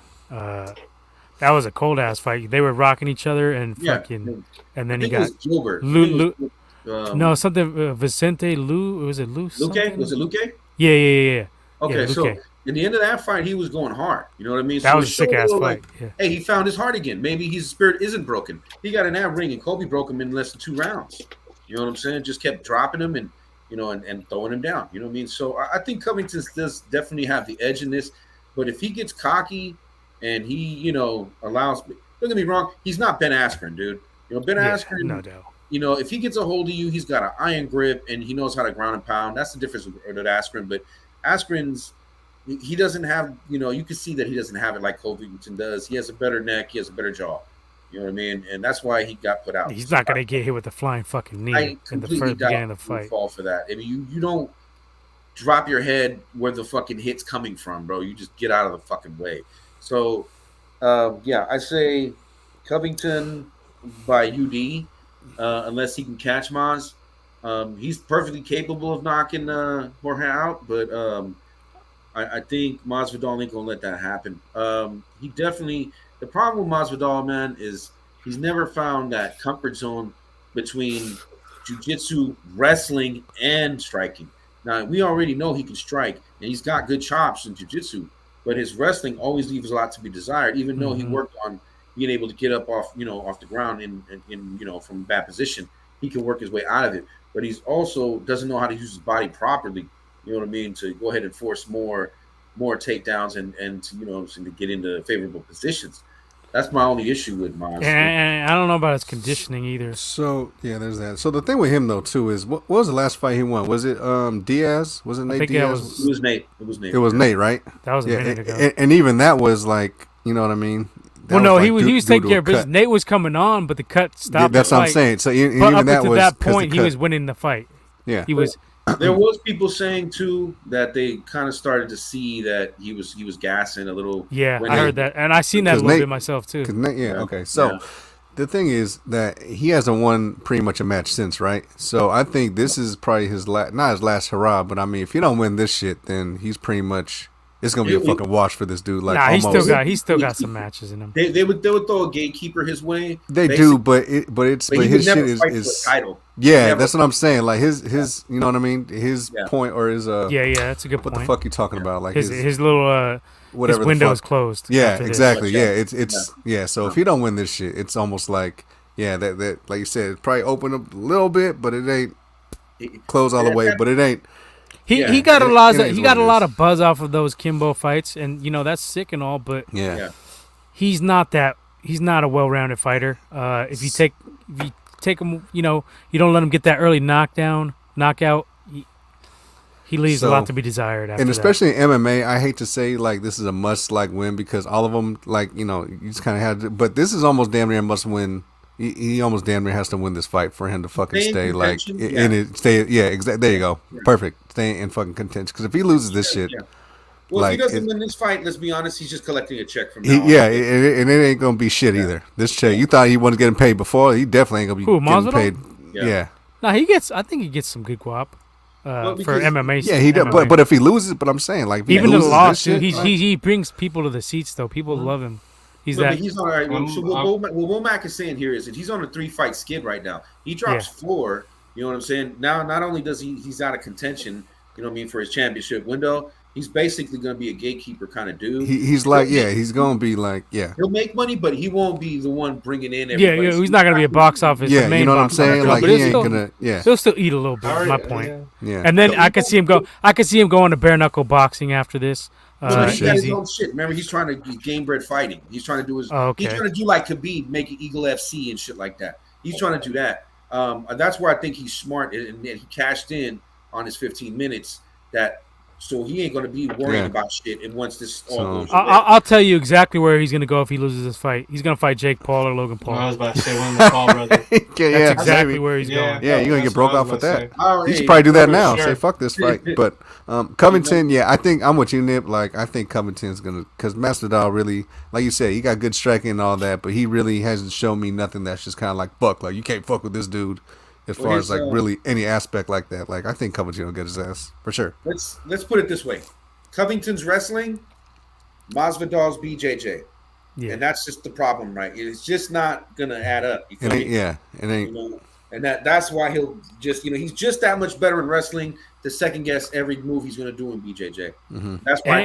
And I think he's got a good one too, so he's going to stick with that. He's not going to try to throw too many hooks or uppercuts. He's going to stay away a little bit, hook, and then go down for the takedown when he needs to. And like he ain't got no problem just laying on top of him a little bit, doing a little bit of damage, not really pushing, but not exposing himself to get knocked out. I think he's gonna. That's what definitely he's going to do. He's going to pull a deuce. He's going to, 1-2 over the top of the second punch. He's going to bring the double hook and try to take him out. So that's keep your eye open for that all night. But he just got that experience. He got that in the ring. He know what the fuck he's facing. So this, like I said, like Covington, this shit ain't really too much. Shit, I hope I'm wrong. I hope it's fucking fireworks and they just let it all fucking go. Yeah. I mean, I hope Covington gets fucking cocked. Like I don't like the motherfucker either. I hope he just fucking eats a. I got no horse in the race. I don't like either one of them. Yeah, I never. I don't give a fuck. Hit me up. Anybody trying to watch it? Hit me Who up. you got, Leo? You didn't give you your take. Who you got? I don't really know. You just want to see a good fight. Yeah, that's what his Masvidal. Like you're gonna get entertained, but still, it's just like he's got more to lose than fucking Covington for sure. I'll be watching Chocolatito. Are we putting money on that? Because I think I'm gonna take the underdog. I'm gonna watch Chocolatito on Saturday night. All right? Chocolatito's still fighting. Want to put some wings on that? Put some wings on it. Let's go. We could do it. $25 worth of wings. You want to do it? Do it. All right, let's do it. I'll take. You're out for the 50 wings. You got the fucking. I'll take the Martinez. I'll take the upset. The younger, smaller, coming up in weight guy, but I think he's a little bit hungrier. Chocolatito is only a favorite. I think he's only plus 110. It's damn near. It's damn near. Push. So yeah, I'll take the young cat. Give me the upset. Anybody else? Anybody else? I'll take bets. No. Now he's filling in for Estrada, who could not make the fight due to COVID. So, it's still going to be. I think you're going to see an action-packed fight Saturday in that one. Be on the zone. It'll be on the zone. I'll be watching that one too. So it looks like we got a nice action-packed weekend. Sprinkle some hoops in there too, I'm sure. Shit. All right, let's get to some fucking hoops. Let's get to some Warriors struggles real quick. I mean, it's bad news, but the good news is we don't have a full roster right now. So Warriors lost again tonight to the T-Wolves. Karl Anthony Towns put up 39 and 9. We have no center right now. We got Looney. What do you mean? We have Looney, exactly. Fucking Looney. Now, nobody's saying the sky is falling or anything, but I am a little bit concerned. Yeah. Because I've been saying for a while, center is going to be, if we have a downfall, center is going to be our downfall. I thought we should have made a move. This same four was on here when I said I would move Poole and Wiggins and I would go after Karl Anthony Towns, and everybody thought I was crazy. But now, who's the crazy one? Not to gloat or anything, but no. Nobody said he was crazy. I just said they wouldn't do it. Yeah, it wouldn't happen. Yeah, it's not going to happen. Minnesota's not. No, y'all said. I said, would y'all give a Poole, and y'all said no. Both of you. No, I'm just being realistic. Yeah. Oh yeah. Well, no. Yeah, that's right. No, I do. Yeah, I did. I should have said no Poole. Yeah, I would say. Yeah, I did. But I mean, whatever. Just being realistic. I mean, it's not going to happen. But I think it could have. I think if we would have offered him, I think so. You don't think they would have took Poole at that point? Poole was balling out. Wiggins was balling out.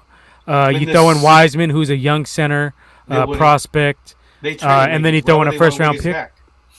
They traded. I think isn't his contract expiring next year? Because Kuminga could have easily came in and took Wiggins' spot like that. Like, you know what I mean? You could have easily moved him into the starting spot and just. But regardless of Karl Anthony Towns, I think that would have been. I think we could have made it worth their while. Yeah, I think we had the ammo to make it worth their while, and I think we would have been damn good with Karl Anthony Towns because he plays defense, because he rebounds, because he can shoot. He has even a mid-range. He's like, shit, he can hit threes. He's a three-point fucking champion. He won that shit at All-Star. He's a star. Yeah, of course. He's a star of that team. So, yeah. But We should have made. We talked about this. They should have. We should have made a move for a center. Should have. But it's I don't know hard. what Kerr and Myers are thinking. I think they're putting a little too much stock in Wiseman, and we haven't seen enough out of Wiseman to make this kind of a gamble. I'm just concerned with this dude because it's been how fucking long since. Well, he started practicing. Yeah, but he should have. But he's way off pace. Yeah, he should have been healed. He should have been already He had a surgery. In my mind, the only thing December. The only thing that keeps jumping out in my brain is I hope this guy is not the next Greg Oden. Yeah. And I said that shit I said that shit a long time ago. I'm with you. He's not the next Greg Oden, bro. That's all. I don't think he is either. But the concerns are there. It's kind of you're starting to see a little parallel to you do right away. Shit was going on, but I don't think it's gonna be Greg Oden because Greg Oden came in and he was just. I don't know what the fuck he was like. He was AD, what's up, AD? He says he thinks that would be a bad trade. Oh, you're one of them. Okay. Those guys are gonna get really. Man, I don't see Poole. I think Poole is fool's gold. I think he's fool's gold. He can score, but he turns over the ball. He's never gonna get defensive. He dribbles weird. He doesn't. He's kind of like a ball stopper, kind of like a Kobe or a Nick Young. He's kind of like a ball stopper. He don't really drop them dimes. He don't really get the offense flowing like that. I don't see him ever being the catalyst for this team. I think you're looking at more of Kuminga being the catalyst later on. Yeah.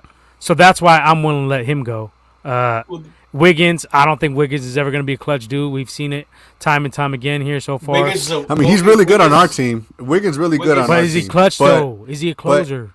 Well, I'll tell you this way: I would if we got rid of Wiggins and put Kuminga in the fucking starting lineup. I ain't getting upset. I don't think Kuminga needs more reps, need more minutes. I mean, he's good. Yeah, but you could already see. Yeah, but you could see. He has his back, but the things is what I'm saying? The problem is his upside is better, huh? I think he has a potential. Yeah. For Kuminga, I think he has a potential to be. Oh, Kuminga's going to be. He has more of a skill set of what we need. We need someone to take it to the fucking rack. We need someone to go hard in the fucking paint like that because I don't think we really got that right now. Someone that goes hard in that fucking paint like he does. So to me, the core is going to be Wiseman, Kuminga, possibly Moody, possibly Moody. I don't see Poole in that. He's a scorer, but. He takes a lot of shots too, and he's careless at times. He's very streaky. I think what Poole is that once Clay came back and he went to that second team, it kind of like got him in a funky mood because he was scoring, but like today, they had Moody starting. They had a couple of times they got GP2 starting, and that's I think that's messed up his flow, his rhythm. So I mean. Because it seems like when he's over there playing, instead of scoring, he's passing. There was a couple of times I seen him shoot the damn ball, but he's looking for Steph. He's looking to make plays. I mean, I kind of understand what he's trying to do. He's like, he just want to take a shot. You're kind of a Poole sympathizer. You've always been like, had a little something for him. What I said was, if the Warriors are going to get better, Poole has to get better as well. And they did. He showed that. But I don't think he's that much of a he's a bench player, dude. I don't really see him like. Who else is going to come out of his bench right now? Right now, nobody. But I mean, oh no, you can take Moody. Moody could fucking take his place. I know Moody got hurt. I mean, agree.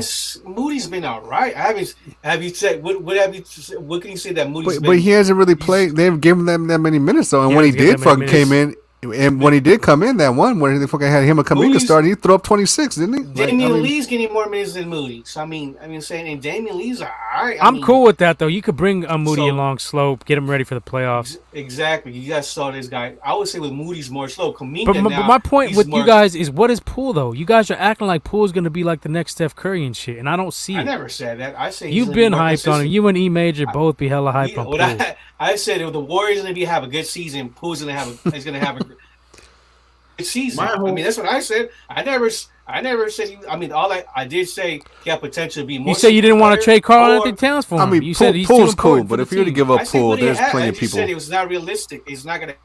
And that's what I was saying. You're the one that's in love with Cat. I mean, you're like, let's get Cat. Let's trade everybody for Cat. Shit, hell yeah. I got receipts. You got the receipts. You got the receipts. I mean, what's our biggest weakness? Of course, center, because he got loose.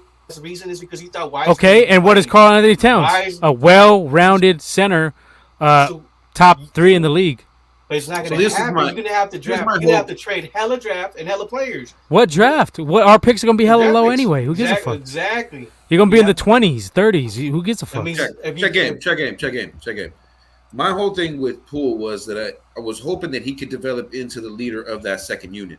Because had that been, And I able can to see that. happen, you know what I'm saying? Had that happened, now you got a guy in the mold of Estott. You know what I'm saying? When he was coming in and he was running shit with Iggy, okay. and Iggy took the demotion.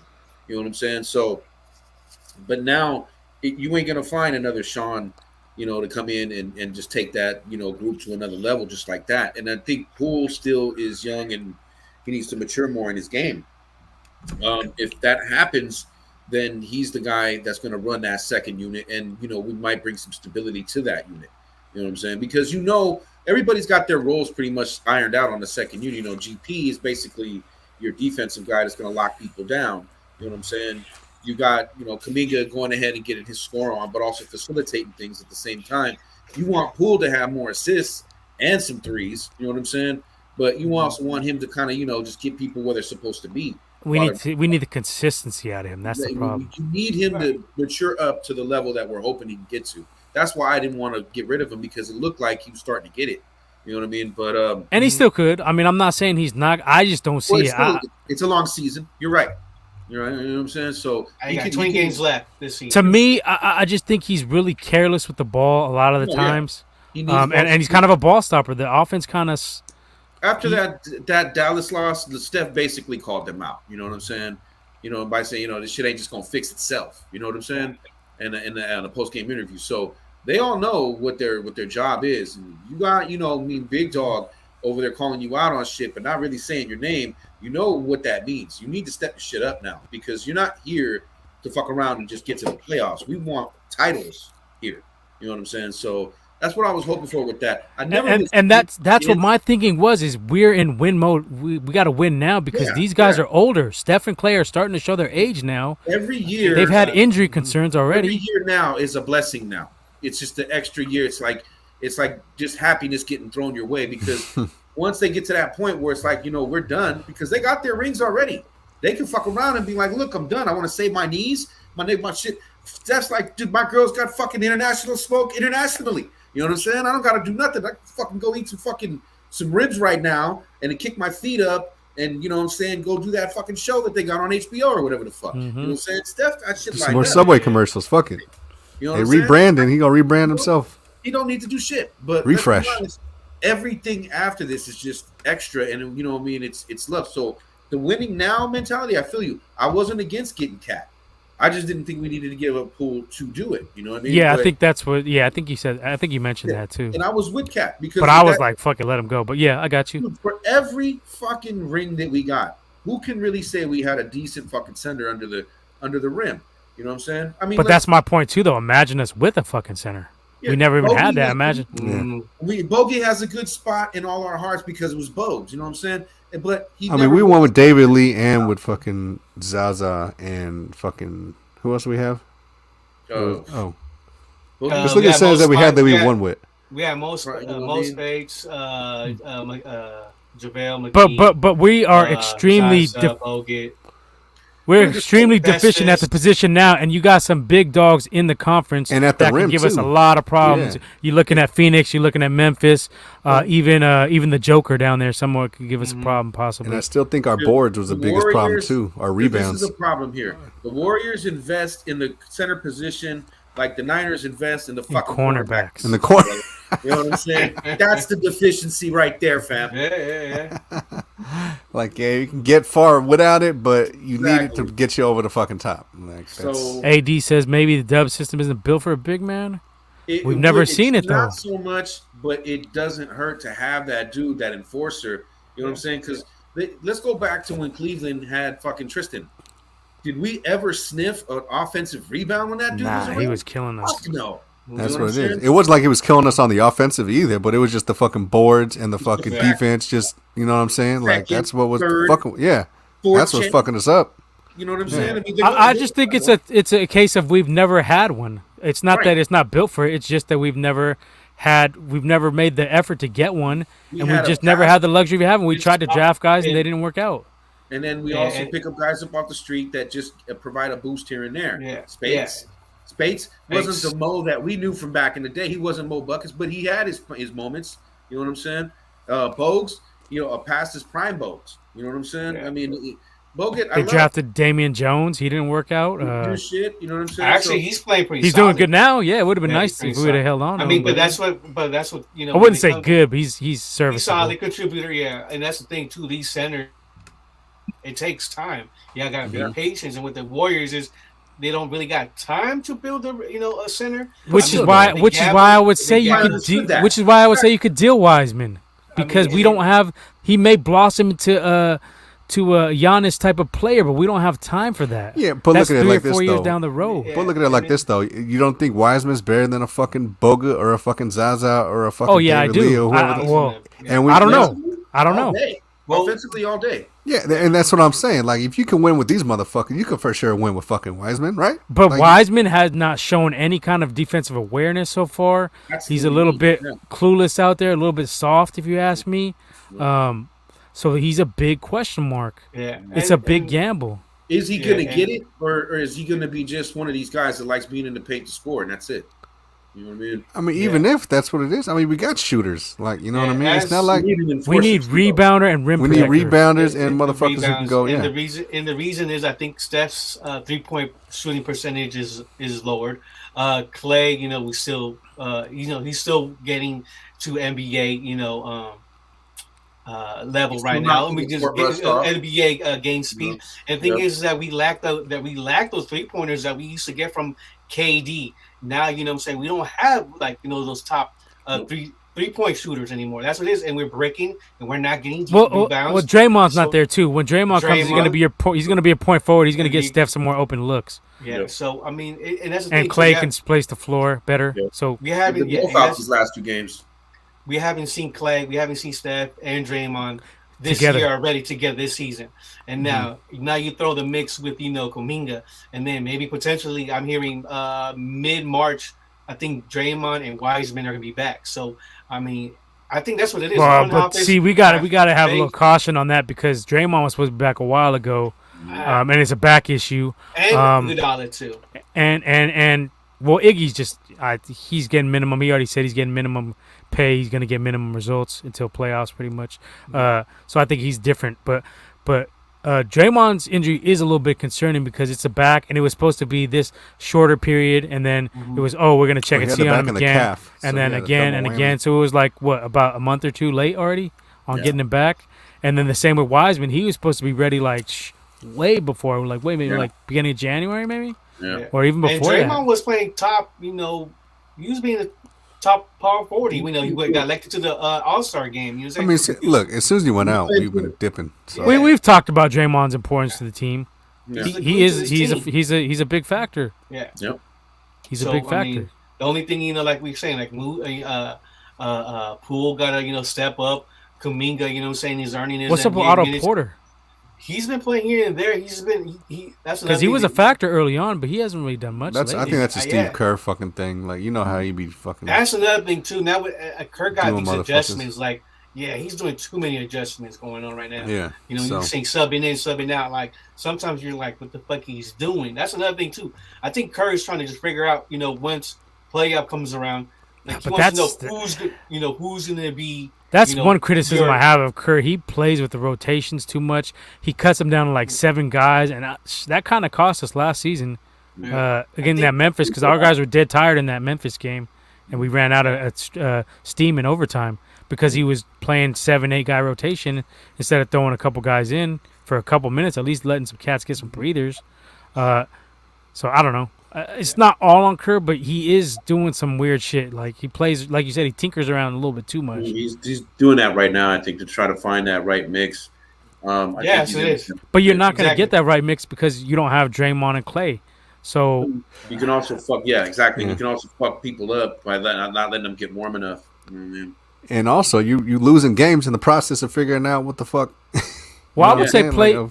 I would say play Kuminga as much as possible. Give him 30 minutes. Yeah, I would play that motherfucker for sure. I think he had 27. Yeah, 23. 23. Okay, yeah.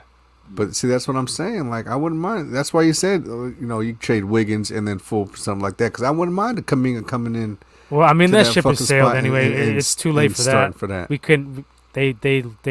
I don't know what they seen, but I guess they felt comfortable enough with Wiseman. I'd have tried to I think it's a Kuminga big in there. gamble. Yeah, I'd have just threw him in there like fuck it, like maybe. I mean, Or Wiggins pick is up good somebody though, on the too. Like, buyout. The buyout I market. think it's I mean, I like Lopez. Wiggins. I like how he's done for our team, Lopez but got, you know, he got somebody who's wrote right now a little article about that, about him to us.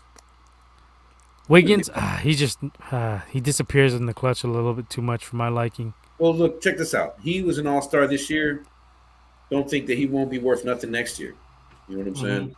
So, Yeah. you know what I mean? If it's not cool and they want to press the blow-up button, they will. I kind of trust the ownership group. Yeah. These guys, they want to win. They don't give a shit about this, you know what I'm saying? They don't care about money. They don't care. They don't care about conference banners. You know what I'm saying? And they want to win. You know what I'm saying? Mm-hmm. You know, and especially because of the fact that they bought the fucking land right there on 3rd Street. You know what This I'm saying? fucking guy. You gotta That whole fucking area. don't worry, it's changing a little bit. Take that shit off, man. Jimmy, Not listen, a quarterback no more. Oh yeah, Jimmy. What's up, Jimmy? You better have surgery. What's up, man? You know what's happening, bro? You're gonna be out for a few. All right, you ain't coming back to the start of the season now. What is going on? You trying to stay in the team? God What dang, you trying bro. to do, Jimmy? There goes our 2nd-round draft pick. And now, and then Bruce Arians said, Oh shit! Let's just get into this shit real quick. Good- NFL news and rumors. Good Always goes segue, Womack. Good segue. Okay. So what are you hearing, Leo? I don't know if Bruce Arians was joking or not, but they said No, he was serious. oh, serious? All right, so they said what it would take to trade Brady. He Feels said, great, baby. 5 number 1 first round draft picks. I was like, that's what he said, 5. For I what? was like, oh, for Brady. To get the rights Nah, to Brady. he's full of yeah. shit. No, they're like that. So basically what he's saying is, you can't give me shit. Oh. I won't take anything you offer. You know what I'm saying? And he said, He's not letting him play for and he anybody said, what, else. trading Brady is bad business or something like that too? Well, but what he's trying to say is He that said- he's not. They don't want him playing for anybody else. If they ain't gonna play for us, you ain't gonna play. That's basically what he's going for right there. With saying that, because I mean, yeah, he gives you a good chance to win and do some things, but ain't no goddamn way at this point. You know what I'm saying? 45 years old and shit that you're gonna get 5 fucking draft picks up from fucking first rounders for Brady. It's just not gonna happen. Well, it ain't for Brady. It's for the refs. So you're trading for the refs. Right. Is what you're fucking Right. doing, right? Like that's At this point, I'm Really? not tripping, dude. If we got Trey back there, you guys know I'm confident in Trey. If we can get Brady, Look. I got no problem sitting Trey a year for a guy like that. So we're in a I- pretty goddamn good position. if we look. Yeah. If it ain't Brady or fucking Aaron Rodgers coming to us, then roll with fucking Trey. I think Green Bay, they say they're working and they're trying to keep him. So Okay, well there you go. Yeah, the only- He's So not going fuck, anywhere. I doubt he's going anywhere. I think the only people that get traded this year is Jimmy, Deshaun. Deshaun is getting a lot of supposedly Houston is getting a lot of phone calls. And another thing that I heard, I don't know this is a bit a rumor, but that Washington is going to go try to see if they could get Russell Wilson. Not happening. Russell staying where he's going because so he might be at odds a little bit with Pete. Pete Carroll. with Pete. You know what I'm saying? He might. Well, be who's able- taking on that $40 million or But whatever the fuck exactly. he's getting Nobody's paid? going to go do that. Yeah, you know what I yeah. mean. And the only people I think that can do that right now is the Dolphins. Giants. I think you can look at the Giants can do too. it. Giants can do it. So I don't think he wants to really go to the Giants because it's basically he's leaving his situation for that same situation. So what's the point of that? You He's wanna going to go- New York too, isn't he? A Christian? You don't want to fucking go to New You York. don't He's want to fucking deal with all Christian. that. Fuck That's Sodom and Gomorrah to that man. Yeah, except for real. He's not trying to go over there, bro. So Ain't trying to go basically, there. he's good off all of that. He's not trying to go to another rebuild, especially if he's going to leave a rebuild. Look, Don't you drafting some O linemen or fucking get one of these free agent O linemen to fucking go up in the front. He'll be fine because I think that's what he's been bitching about the whole time is he don't get no protection. They're gonna As keep, mobile as he is, he wants motherfuckers to protect him so he ain't got to run around. They're Fucking going to doing all keep that bullshit. Lockett. They're going to keep DK. They're going to rebuild their O line. They're going to. Yeah, I don't see him going nowhere. I think it's all He's not just going he just. He ain't- I don't see him leaving He's either. not going anywhere. Yeah, So I if heard. anything, It's a rumor. Deshaun is going to get traded this year, in my opinion. He definitely will because it's not sounding like he's going to be having to worry about doing time for all the Look- Pepsi 50s. You know what I'm saying on this rub and tug mission. Motherfuckers probably forgot about that shit. I anyway. think look for We do have short memories out there in this world. I think look. I think a dark horse. No, I was gonna say the Steelers dark horse for Deshaun Watson. Said Colts. Oh, that would just be devastating. Nasty. They had a fucking rapist already on the team. What the fuck would it matter? Well, because he still has people. But come on, man. I don't think. Well, I don't know. I'm not gonna say I don't. I don't think he did anything Yeah, that was Major. not consensual. I'm not Yeah, commenting on that. it's I'm a not lot. commenting on that. Yeah, I don't know. We don't know the facts, so we shouldn't be No, speaking on that's it. why. That's All why. right, there's been a lot of no settlements thanks. going on. Yeah, you know. Yeah. But I'm just saying, like, you Yeah, know, bitch taking money. Shut up. Yeah, There you yeah, go. I mean, that's just. That's just, I'm gonna leave that alone. So yeah, I see he gets traded. You know what I mean? And that's just the way that works. And so it's basically be him and Jimmy as the top 2 trade guys that are definitely gonna get moved. that's what I'm I saying. think Jimmy's going to the AFC. I don't see any way we trade him in conference. It He doesn't could. make any sense. He can go to Yeah. Pittsburgh. He can go, Yeah. but he can go to Washington though too. I don't think you give him to Washington though. I'll give him to Washington. If you ain't worried They're about Jimmy, offering if you you know he number ain't 11. shit, then why would you worry about it? If they're offering you number Just 11, smart. if it's true that they said that and they're actually considering it, you not only trade Jimmy to them, you fucking take that man over there on a bed of fucking diamonds and just fucking here you go, sir, rolling right up to the door with a red carpet. They did say they were trying to do Jimmy a solid and let him pick, so I would think you would pick Pittsburgh over Washington. He would because he's got a defense that can do some things and he's got some Dude. play. He got some Got pieces, that running Look, back, Najee. you know. He got I some know pieces. everyone wants these fucking draft picks, but if it fucking came down, if it's really all about the money, just cut the motherfucker, give him his $2 million, and fucking say peace. Like fuck Nah, the hell draft nah. pick. If that's No, the fucking that's million. stupid as shit I you heard said. it was Why? Brother, he gets Cut. 25, bro. What you talking about? I'm not gonna cut it. If no one ain't gonna fucking Dude, give if what you you can want. get at least a 5th round for this dude, I'm taking whatever you want to give Yeah, me, dude. Exactly. And you can have that 25 million. Ain't no way in on hell your I'm books. cutting him, dude. I'll get a He ain't 7th getting- rounder. Ain't no one Yeah, gonna take a that's $25 million for additional. a 5th round pick, dude. Like, come on. Bro, they're running the same game as they did with DeForest, bro, and that's going to be their MO going forward. Before it has a lot more value than fucking Jimmy, though. Well, he Like, did. You know what I mean? I'm not arguing that point. But, Yeah. that's, But you bet that Jimmy was going for a 2nd or 1st. So what the fuck are you That's the talking about, game woman? Yeah, I'm saying that. Yeah. Now you But- change your that's the tune, huh? game plan. No, I'm not changing it. I'm just saying that if no one's gonna fucking bite on the shit, Because he's not worth it, right? That's why I mean, they're I- not biting. I'm putting Up, scenarios dab, out dab, there. dab, dab, dab. I'm not saying. If I'm Washington, I'll give a 2nd for Washington if that's all it. If I'm fucking Colts, I'll probably give you a 3rd rounder for him. I would not give a 2nd. Let me tell you why. Look at all these surgeries he's having right now. He's having 2 surgeries right now. He's 30 Shoulder. years old. He throws That picks in probably the clutch. That probably Who's giving put up a ding to 2nd shit. for him? I mean, there I'll is a tell you why. dickhead around that will, but Yeah. I'll tell you why. Who you got free agent quarterback wise? We already said that probably Russell staying. Green Bay's giving the fucking, you know what I mean? Trying to give Aaron the fucking bag maybe to just fucking stay. He might take that. well, what are the QB needy then who teams? you got? That's what you They got a lot of them. them. They got Like Washington, Pittsburgh. You got fucking the Colts because Colts probably could tell Wentz to get the fuck. But Wentz is gonna. You got the That's gonna Bucks? be a round robin though, because Wentz is gonna go to one of those other QB needy teams. Well, yeah, maybe, but I mean, and then you He's got not a the winner the like and then the Bucks. Brady's gone. Who the fuck the Bucks got? they could roll with Are you Trask. gonna go with Trask? You could. One of the you rumors could. that I heard was Steelers. What's the names was going to go get Peyton and then bring his ass over, and then they were going to go get Jimmy too. I think it was the Dolphins were supposedly rumored to do that. Well, Oh, I heard it was Peyton and Brady. Right. Yeah, I heard that too. Okay, well, I just say But that. it never materialized. And I tell you what, this QB draft class is looking more and more like it ain't shit. And you wanted to get a QB this year, remember? You wanted to wait till this year to draft a You QB. did say that, woman. You did say that. Well, Take your L, buddy. I don't know. I said that was a possibility. But No, I said you keep Jimmy. said directly you wanted to fucking wait till this year to draft a QB. I didn't and say I said directly. trade up I next said last I'm year not- and get that QB. I said I'm I not I even trading called the away. Dolphins would be the trade partner too. Yeah, but I'm not saying that. You ain't saying shit, man. Shut up. You know exactly what the fuck I was saying. I said we needed more fucking pieces. I'd have fucking got a fucking first round fucking corner.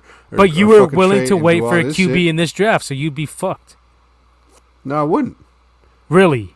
Yeah, How I so? wouldn't. What quarterback? Because What were you I'd- planning at quarterback? Because I gotta fucking trade for fucking. I gotta trade For for who? fucking Rodgers. Anybody. I'd No, have you had fucking the can't, first bro. rounder. Them dudes ain't going nowhere. Yeah, you could. I gave him a We first rounder. offered for a fucking the rumor quarterback. was we offered 2 firsts for Rodgers. They didn't bite on that shit last year. All right, well that was last year. That was before fucking this year. Last year's different Man, from this year. If you didn't get that QB last year, you'd be fucked in the game. Just admit it. No, not Would've been all necessarily. that. It would've Because been I all have bad. It would've been receivers, disaster. I have running Would've been backs, all I got a that. defense, I got corners, I got fucking pass rushers. Okay, but you're not winning. Fucking But you're corners. not winning a ring without a decent quarterback. That's You fact. get one. We just fucking learned that, right? We just learned that lesson. You got to have a guy who can make all the throws. You can't just have this dude who can't throw the ball deep. It just does not work. I mean, not necessarily. Dude went to the fucking championship. You don't fucking throw shit. But it wasn't Jimmy. This is where you're getting it mistaken, bro. But it wasn't I the already defense gave you the Mark either. Sanchez numbers. You But want it me to bring wasn't him back out? but it wasn't the defense either. How was it? What was it then? It was the defense. It wasn't the If defense. we didn't draft Because the defense gives up third downs like it's fucking nothing. The defense ain't got no corners. They were getting bombed on. All these teams way under what they averaged. Green Bay, Dallas, and the Rams. They all held them at least at 7 points under what they averaged. Really? Is that what happened That's on that real. fucking That's third fact. and I long speak that we were facts. giving up? Is that why we gave up We're those talking third about and points longs? here. Don't try to convolute it. Well, We're talking about points. That contributes to getting the points when you're giving up But fucking how long many third points downs. did they give up though, Womack? We ain't talking about third downs. It doesn't We're matter. talking about did the defense They do their gave up job clutch. overall? No, they didn't because they fucking did. gave up clutch shit. You're telling me you hold the Rams to 23 points and that's not doing your job when they average 28? Yeah, they gave up fucking 2 touchdowns in the fucking fourth quarter. But Jimmy didn't do shit in the fourth quarter. Don't matter if it was the fucking What defense. do you mean it Defense don't would have matter? That's held when them. your quarterback is supposed to do his fucking does best. matter. Okay, and that's where your defense is supposed to hold fucking teams to under not scoring 2 fucking But the touchdowns in defense the gets fourth tired quarter. because this dude does not lead Yeah, long drives. That's what and you the don't defense understand. gets tired when they can't get themselves off the field on 3rd and fucking And 12. the defense gives this guy great field position. He don't do shit, and they end up punting. So And the I mean, I defense don't know where gets you're going tired with this. when You're they gonna can't make take plays an L and any way you stop. go with this. No, you don't, because you fucking how you gonna stop people? That's another way you tie They did yourself enough up, too. though. You're telling me No, they didn't do enough, holding No. them to 23 points. Would you guys? No more. All right, No, let's they stop. didn't do I ain't enough. trying to relive this. Yeah. I'm Would No, you they guys? didn't Would do you enough. guys agree? from this game now? Would you guys agree that holding the Rams to 23 points should have been enough to win the game? Yeah. I think we all covered that one then, and the fact that there was plenty of blame to go around on that one. I don't think we got to a point where we thought. I think then at that time, I don't think any of us really was like who really lost this game and had a clear-cut answer on which factor lost us that game. Because not only did coaching fail us, the running game failed us, fucking our O-line kind of failed us too. Jimmy failed us. The defense had their moments. You know what I'm saying? It was a complete team fuck off, in my opinion. And yeah, I don't really want to go over that too much, but I will say that they You already did. You know, because I think 2 we or covered 3 all the episodes already. But that's what I'm saying. Like, what I'm going to say is this: the defense did their part to the point that the offense was supposed to meet them halfway, and they didn't. Yep. But it's not just because of the offense, but it's also because of the coaching. So I think the only aspect that was good in that game was our special teams. We didn't execute overall. That was it. No, I mean I know Nip thought that they shut down the running game, and we said that. I'd still say that there was holes. Even Javi said that there was holes. AD says Trey ain't ready. Oh, you tripping, AD? I don't Trey buy ready. that Trey ain't ready. You must not have seen that leaked footage, AD. I think Trey basically against what? Oh, I got some. Against our trash corners? Good. I think All right. Trey basically will definitely be ready to a point. I'm not going to anoint him Pro Bowl yet, but he's definitely going to do. He's going to learn. What he needs to Well, he got no choice now. By week 9, do. would you say Win games as Jimmy? I'd say he will. the bar's low? Yes. Well, By he's week got 9 10 games, right? He's got By 10 week games. 9, you're if you telling don't me win 10 games, he ain't shit, right? Can I finish, Blood? No, you can't. Can he finish, bud? By week 9, you're telling me you don't think that Trey Lance is going to be a better than Jimmy of this year. The 2022 version of Trey Lance is not going to be better than Jimmy at this year at his be. best. He'll I said, do you think he will could be? be. I didn't ask if he could be. I don't know if he will be. Okay, then you shut up. I'll say he will be. I don't know if he will match be. him. Personally, I think he can match him. I think he could have matched him last year. Yeah. You know what I'm saying? I mean, the turnovers, okay, well- we all know that he's going to make Even rookie if- turnovers. Okay, Well, so even what if happens if Trey don't win 10 games? Which he didn't. You know what I'm saying? He didn't match him last year, and because he didn't get the chance. But I still think that had he got in there and got his chances, he definitely would have had enough to go ahead and fuck basically match Jimmy. But if he did it and he fucked off some of the shit that Jimmy did, it would have been easier to accept. I think that's what our whole argument has been this whole time. You know what I'm saying? With me agreeing with Nip that Trey should have got a chance in there more. Did we I'm see saying a if lot of Trey don't win improvement 10 from? games, he Hold on. ain't shit. Did we see a lot of improvement from Arizona to Houston? in Who gives a Trace. fuck about that improvement? Yeah. What do you mean who gives a fuck? It's only one game. And I You're he already would supposed to showed it. improve. What the fuck I you would supposed to do? say we didn't see the improvement until the second half of that game. Okay, but we against seen it, right? Texas. We Yeah, seen but him make there's no those fucking Jimmy telling. can't make, right? He Yeah, made like deep 2 throws? throws. we saw some plays. Yeah, The 2 throws that Jimmy cannot make. What, that I wide seen open him shit do to fucking things- Debo? Yeah, okay, give it that. He could do. I seen him do things Jimmy did, and then I seen him do things Jimmy couldn't do. Thank You know you. what I'm saying? So basically, like I said, I still think that we would have. I don't know if we would have made it to the championship game. You know what I'm saying? I don't think But we I made know playoffs. with Trey, we definitely beat the Cowboys. If I'll he say would have, that. if he would have took over, you know what I mean. Whenever they let him take over, whenever they Got put him some in wins in over, first, some I time still in. think that we would have got to the playoffs. I don't know how deep we would have went. That's my honest We assessment. wouldn't have went to the championship. I don't even think we made I the don't know if playoffs. we would. Really? I don't know. You can't say that though. Well, you can't say that you Based would off have what? either. I'm saying How I you don't say know you for better sure. Based on but- what? Yeah, I Based don't on either. the things that Jimmy did this year, based on the things that Trey didn't get to do, and the little limited, you know what I'm saying, plays that we see him get in there, and the little clips that we got of him, you know what I'm saying, the minimal shit that we got, said to me that basically he would have done pretty much the same, if not just a little bit better than Jimmy in his first year starting. You know what I mean? I still think that to this day because Jimmy was out there making mistakes and doing certain things that he wasn't supposed to do. And, he's not a guy that throws on the run very well. Pocket Even when he presence doesn't is have a bad. pocket, when he does have a pocket, you just don't know what you're getting with him. It's Dr. Jekyll. But Trey's throwing the motherfucking receiver's feet in the fucking flat with no one around him. Like, you know what I'm Hey, saying? So does Jimmy, and so does Jimmy. Jimmy don't do that. Oh, I'm sorry. He throws it 10 yards over their head. So does Trey. How do you think most of his interceptions came? Either way, that's what I'm Trey saying. did that too against Arizona and against Okay, but how the many? Texans. But how many seasons has Jimmy had to fucking That's the whole point. deal with this? Compared to Trey, he's had 2 Well, games. he played 2 full seasons, and what did he do in his 2 full seasons? Went to a championship and went to a Super Bowl. So Okay, what do you but mean? what was that? What was his numbers in the playoffs? Is that the same result? What was his number in the playoffs? Were they better than Mark Sanchez's? It was pretty bad. Or was Sanchez shitting on him in the playoffs? It don't matter. They both did the Oh, same it does thing. matter. It does It matter. don't. Did Mark Sanchez go to the Super Bowl? That's what I'm Yeah, Mark asking. Sanchez did go to a championship. Yes. Did he Two. go to a Super Bowl? No. No. Okay, then shut the Did, fuck up. did I Jimmy don't wanna win a hear Super it. Bowl? Don't matter. He went to What is one. your point? Because if you comparing the two, if you comparing Mark Sanchez and Jimmy went to a Super Bowl. Mark Sanchez didn't. And if they're the fucking same, Hey, how and he come lost Mark it. So what's your point? and Mark Sanchez never went to one? So what's your point? My point is they're very similar, but Sanchez actually They're has better similar, numbers. but Jimmy went to a Super Bowl and Mark But Sanchez Jimmy was didn't. not even a factor. He threw 6 passes in the Green Bay game. It don't fucking matter. It does fucking matter. It don't. That's my He got point there. to you. Is what good teams do is take away the run game But he got and there. make Jimmy throw the ball, and he Now can't. we're starting And- to go in the loop. Okay. here. Let's take it easy here because we're Okay. starting to So go in look, the loop.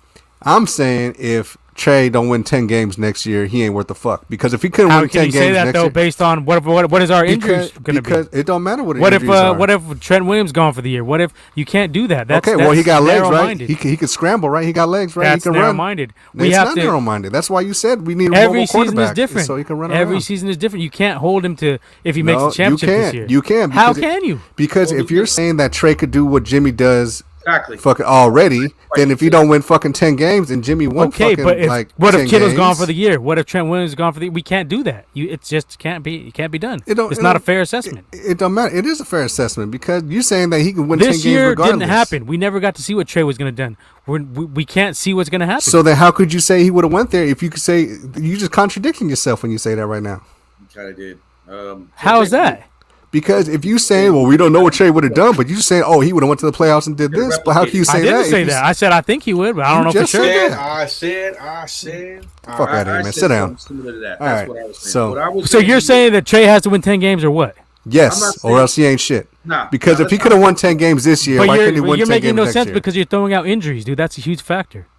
Kittle it's was not gonna be injured. the same Kittle roster. was injured this year. But I'm saying this year, if we lose everybody and you're still going to say Trey has to do this, but he doesn't have anybody on the fucking team, if it's a that makes no 2020 sense. Season, yes, you can't. You Well, can't you got make fucking the compar- legs. You Yeah. can't make the comparison if it's a 2020 season. But y'all was bagging on Jimmy even Yeah, in I 2020. get what you're saying, Cello. And he was fucking injured, and half the fucking team was injured, and y'all saying Jimmy wasn't fucking shit that year. So, What? what's the No, difference? hold on. I never badmouth Jimmy like that. Well, not you. I'm saying But you in general. I'm saying you for the whole. This is the whole thing here. The whole. If you take Jimmy, right, off of the Niners and you put him on another team, is it the same result? It could be. No. For another team. no. Because if another team has a defense and a The run other game, team is not gonna be i.e. calling players like Kyle. Steelers. So you take Good. Jimmy and you pull him off of ours. And let's say somebody that's kind of sick. You take Jimmy and you put him on the Bills. You think we're getting the same result? Could. No. Yeah. I don't Fuck think so. no. I don't think so. Nah. Even though he does have Gilmore, you got to remember though, he's not going to use Gilmore the right way. Well, not All right. not Gilmore. If you take Diggs. Jimmy and put him in Pittsburgh, you think he's Diggs. taking Pittsburgh farther? No, I really don't. You know what I'm saying? To be completely honest, because Ben is known for throwing bombs. But he hasn't been throwing bombs this Not year. in the last No, but 2-3 he was years. known for throwing bombs. Even He's when known, he had, yes. Okay, but not And last year. when he But was not- good. Right. When he was Yes, good. yes. But not last year. Running game. You know, But they're not known last for- year though. No, We no, won't no, compare no. years. Not last year. I'll give you last year. Know what I'm saying? This is what I'm gonna say here. They're known for bombing and running. You know what I'm saying? That's what they've always been known for their defense. Okay. So they got a run game. Do they got defense? They got a defense. Decent. They got This is defense. what I'm saying. And they Okay. got a run game. Weapons, on Do we have a defense? You know Yes. what I'm saying? So Do we have a run game? We're mirroring them, yeah. Do we have a Kittle? Do we Okay, have a then. Debo? Do we have a He Kyle doesn't- yeah, they don't Shanahan? have a Debo. They don't have a Kittle. They don't They don't have a any- Kyle They Shanahan. don't have, a Kyle Shanahan. Tomlin is dope too. Don't get me wrong. He wins every. They got a year. Najee who You had need 1,400 yards that or something guy like that's that, didn't gonna he? go ahead and replicate what they Yes. did with Ben, and he's not going to do Maybe that. overall yards, yes. You know what I'm saying? Yeah, but Unless Ben they wasn't switch doing it up shit. to what they were running with Ben at the end of this year. But maybe. Pittsburgh, I think Sel's point is Pittsburgh is built for the deep ball, and Jimmy's not going to throw you Okay, deep but they balls. weren't throwing the deep ball last year because Ben That's what wasn't I'm throwing the saying. deep I'll ball give you last that. year. And where did they go? They didn't go nowhere. So what the They fuck went is to the point? playoffs. I think And they lost. I don't think But with, still, with, they made well, it. hold on, You know Jimmy what I'm in Pittsburgh. Yeah. Nah, Yeah. I think They made it I and think then they Jimmy in Pittsburgh probably wins 7, 9 8 games. Oh, they're a seven, playoff game. 7, 8 I'll games. give them their I don't think- playoff. I I'll give think they them go to 9. playoffs. And the I think they reason go is to playoffs. because you got to face the Ravens twice, Yeah. the Bills twice, Browns got a nasty and defense. No, they the don't face- Browns and the Browns face It's- Browns, it's- Bengals, and Ravens oh, twice Bengals, each. there you go. Yeah. there you go. Well, he beat the Let it go. Bengals. Whoa. Well, He didn't really beat Bengals him. I would say the team. Bengals actually No, he beat the themselves, Bengals. to be honest. The Bengals beat themselves, bro, on that one. And Um, yeah, I say they have a hard time. I say if Jimmy and with Steelers, I say 7 to 9 wins. And he's probably going to get hurt because their O-line's weak. And He's probably going to be they're out of there by week gonna- 4. Yeah. That's it. Well, that's why you got the draft. Well, so basically, this is the problem here for This guy's not even going to be on a team. Why are we talking? 10 about No. wins. Because Womack has a crush But on him. no, what I'm saying is, I if think Trey don't he have, gets to the playoffs, then you could say the Trey's, worth the time. You know what I'm saying? No, Kyle 10 wins or doesn't 9 need it. I'm willing to put some stuff up He- here. he- I'll say we make the playoffs with Trey. Would you like to bet against it, Womack? Okay, shut the fuck up then. maybe not because it's second year. Last year, I would have. Okay, let's I bet. told you this year. I'll tell His you he's second making year. the playoffs next year. No, but you were saying we would make the playoffs. But You I'm was- you willing was right now to calling- put my money on it. But you were Are saying you? I'm starting him week 1. No, but you were saying Okay. I'm starting him week 1 and he'll make the playoffs. I So still you was think already that, making and I a was willing to prediction. bet, but you didn't want to make no bets then. Okay, Like, but just you like still, you don't want to make no but bets you now. were still making a prediction. So none of that injury shit was even fucking going in your flow. Oh, what about injuries and all that? You were like, no, he's fucking going in. No, and because if you're he's talking about starting- comparing this season that's already happened with next season, which we But- don't know what the But factors you are. was already making this assertion fucking at the beginning of the season when you I had said no he's going to be idea. better than Jimmy. Yes, I did. I Okay. did. That's So- totally different from this, though. No, it's This- not. It's not different. How is it? You're different? not seeing the point, dude. You're trying to compare You- one year that already Guy's happened. leaving. No. One that's year that not- already happened with the year that hasn't happened. gonna be Where like- I you was were saying saying this- both of them in a vacuum, I'm taking Trey to start and But do better you than Jimmy were, last year. But you Yes. were saying this without even in the beginning of the year, without even the season even fucking Exactly. playing I'm a out. fucking prophet. You shut the fuck up. Sit down. Sit your fucking ass down, please. Yeah. Just like you thought we weren't getting a QB too, right? Remember that? And I told you Dolphins would be a trade partner, and we went and traded with the Dolphins and got a QB. Yeah, that's fine. I'm saying I wasn't trading up to the fucking top 3. You say you didn't want a Pat was QB. right at. Let's call it what it is. Yeah, you 'cause we didn't had want Jimmy a for QB. 2 years. We can still Because you're in have love with Jimmy for the Jimmy. year. All right, we're at 2 hours now. All right. Subject change. This guy, for real, the guy's This not guy even- loves Jimmy. this Just guy's say you wanna go fucking into love surgery. Jimmy, It's dude. not even that. I'm You just know, It telling is you that. what it is. Prayers Like, to Jimmy. He's gonna go into surgery. Hope everything's all right. And good yeah, I luck would to have the got a team. quarterback Man, this we're year. every- We could've- Like, we- that's it. we had Jimmy So for let- 2 years. So We are could've we run putting for money on another this? You're saying that Trey's not gonna make the playoffs, right? Because I'm willing to put my money on it. Are you gonna put any money on it? year. I'm saying if he don't get 10 wins, he ain't shit. That's what I'm saying. I don't buy that. That's some sucker shit, dude. Because if you were to say he would have made the playoffs, or if he could do what Jimmy does, and he would have had 10 wins this season, there's no reason to say Yes. that fucking he can't do it This next season in a doing vacuum, the same both shit. of them had equal chances. Yes, I would say Trey would have got 10 wins with this roster that we had last year. Yes. Okay, and that's why I'm saying. But I'm not Nostradamus. I can't see the future and see who's going to be on the field. You just said you were a predictor. What are you talking about? I was joking, man. Come on, relax. Oh, this fucking guy. Here you go. Oh, you think I really think I'm a fucking prophet? You fuck. Yes, you really do think you're a fucking prophet. Nah, Yes, I really think you think you're a prophet. I really think you think you're a prophet. I fucking called it. Yeah, you do everything else. I do call a lot of shit. I'm not a prophet. Anyway, can Trey get 10 wins? Yes. Willie, I don't know. Would you like to bet on it? But I'm saying I always believe in put your money where your mouth is. That's what I was always taught. Put your money where your mouth is. Personally, no, because every time I bet, I don't bet. So I don't bet. What? Every time you do bet. I don't bet. I don't bet. I don't bet right. You're saying you don't think Trey's going to get the 10? Is what you're saying? You're sneak dissing the guy. I'm saying you're sneak dissing Trey. Just let's call it what it is. I'm saying if I don't bet, then you have no faith in Trey. He's not going to get 10 wins. If I do bet, he's going to win. I'm not a bettor. I have no luck when it comes to betting, so that's why I'm not doing it. But you just bet on Jimmy G getting the fucking second round pick. So what you talking about? Yeah, but that's what you talking about, Willis? What you talking about, Willis? Not money. All right, let's put wings on it then. All right, you want to put wings on it? What you want to do for wings? We'll do it. Where I wanted to get to. What was it? All right, here we go. Jimmy, second round. If Deshaun gets swooped up quick enough, yes, we'll get a second rounder. I think so. And it's going to be from somebody who's a complete moron, you know what I'm saying, who really wants to. I mean, we already heard fucking Washington dork Manders already speaking about how it would be a problem giving up the 11th pick. I mean, I got respect for Jimmy. If we get the 11th pick for Jimmy, I guess nobody wins, right? Because I said second, you said third. He pissed me off hella times, but I don't give a shit if you're the biggest Jimmy pusher in the world. I don't give a fuck, dude. He's not worth the first round pick. I never said he was. He didn't even get drafted in the first round. Why would you give up a first round pick? We didn't even get him for a first round pick. A first round pick in an instant for him. I go and I'll fucking put that motherfucker on my shoulders and run his ass up to Washington for a first round. I would too. Yeah, piggyback his ass all the way over there. Fuck it. I'm not hitchhiking at all. I'm just taking you over there. AD, of course he needs more seasons, but he's 30, bro. But Jimmy's throwing them picks already, bro. But that's what I'm saying. If you say Trey does what could have done what Jimmy did already, there's no reason to say that he couldn't do that next year with the same fucking damn near roster. It's not. We don't know what the roster's gonna be though. I was saying it based off last year's roster. Okay, but you wasn't saying that at the beginning of the season where you said Trey can get us to the playoffs without even knowing. Based on last season. No, you were saying this before we even played the whole season out. You said yes, and I said based on our roster at that point, I would take Trey and I would start Trey. I never wavered on that shit. Okay, not one time. You should say the fucking same thing. And if he don't fucking get 10 wins, he ain't shit. Is what I'm saying. You're not getting the point. This year is different from last year. This year is different from last year. Every season is different. 40 fucking free agents. Okay. Bro. How many different coaches we got? How many different coaches we got? How many different coaches we got? You motherfuckers look. Do we have a different offensive coordinator? You said in the beginning of the season, before you even knew the season was gonna play out, how it played out, that Trey can get us to the fucking players, right? He said he can get us to the playoffs. Not the players. Playoffs. The players playoffs. Right? You said that, right? Players Club. You said that, right? Yes, with last year's roster at the beginning of the season. Okay, with last year's roster, what would be the difference between last year's and this year's roster when we have all the core pieces? I just named you hella shit, dude. Our offensive coordinator is different, first of all. We got like 8 different coaches who it's just still left. Kyle. What the fuck you mean? He's calling the plays. McDaniel's gone.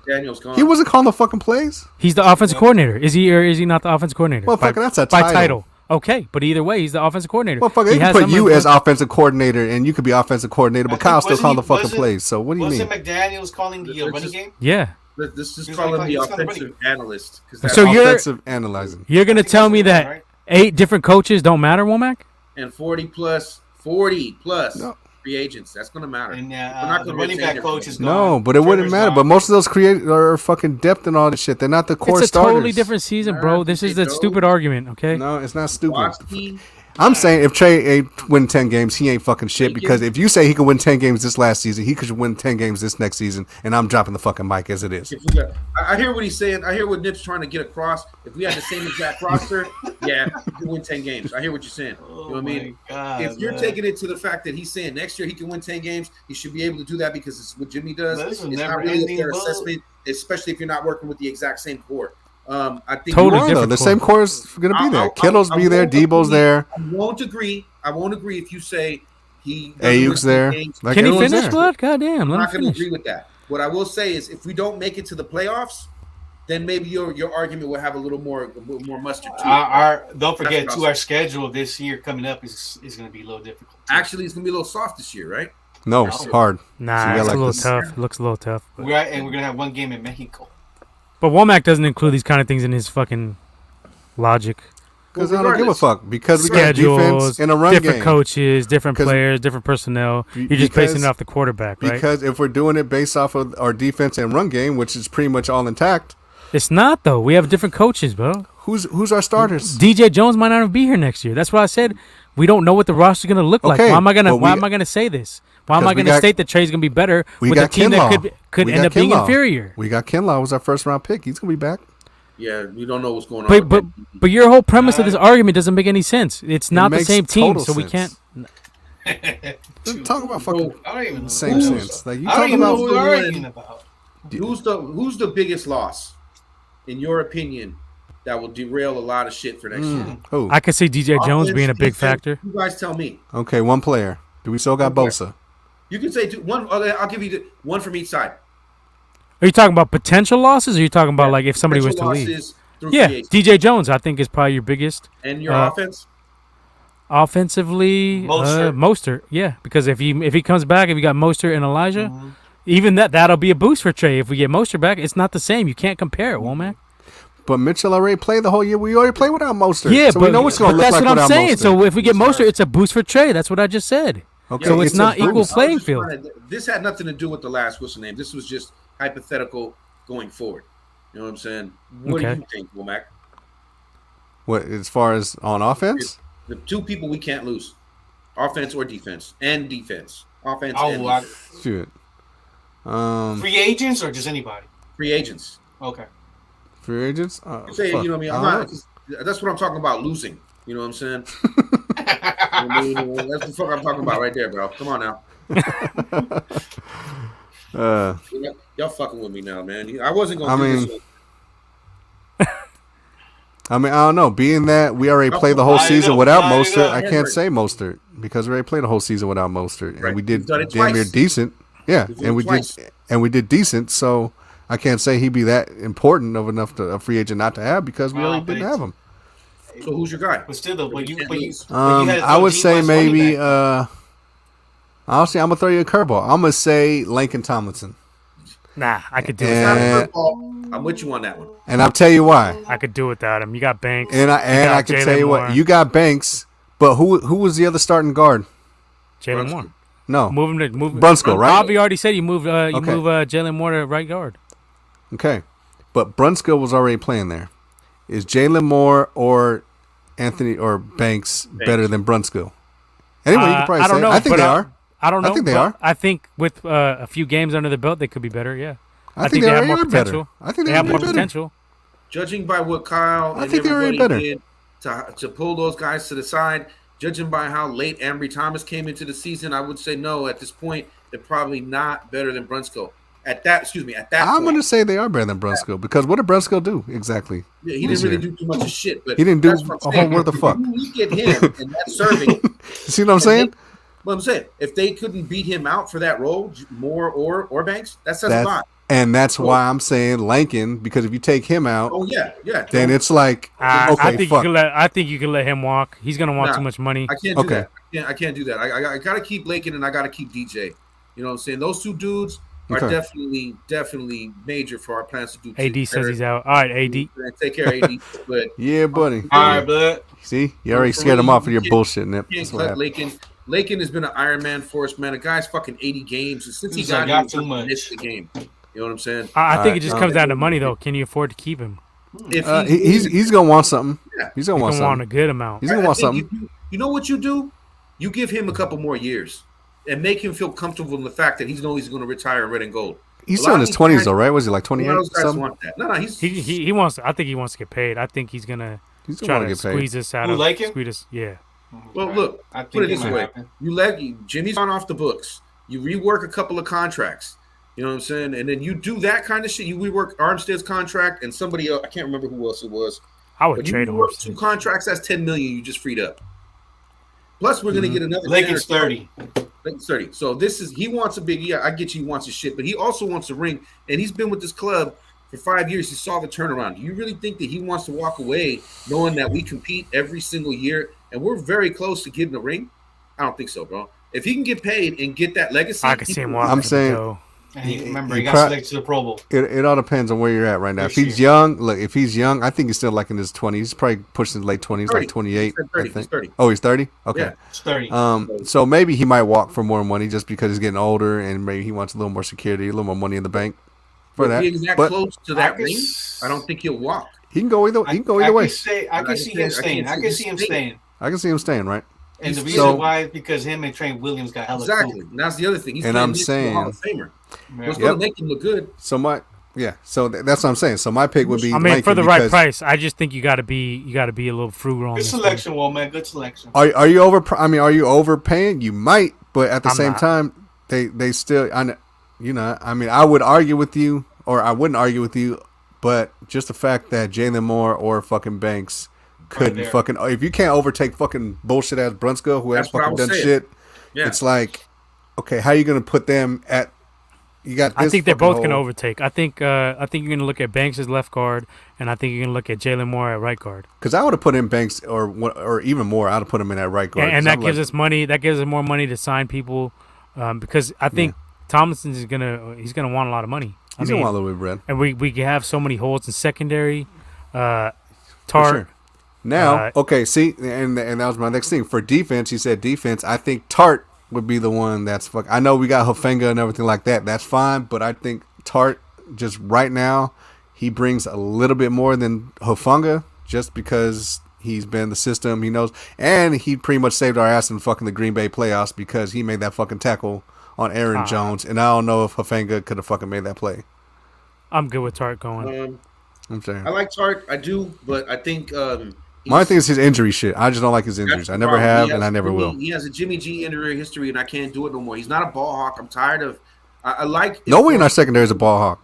You know what I'm saying? But that's what I'm saying. I'm tired of the fact that all we do is get these guys that are enforcers in the middle. I like the enforcer role. You know what I mean? But Jimmy Ward can do that on his own. I think we need a ball hawk in secondary, at least out of your safety.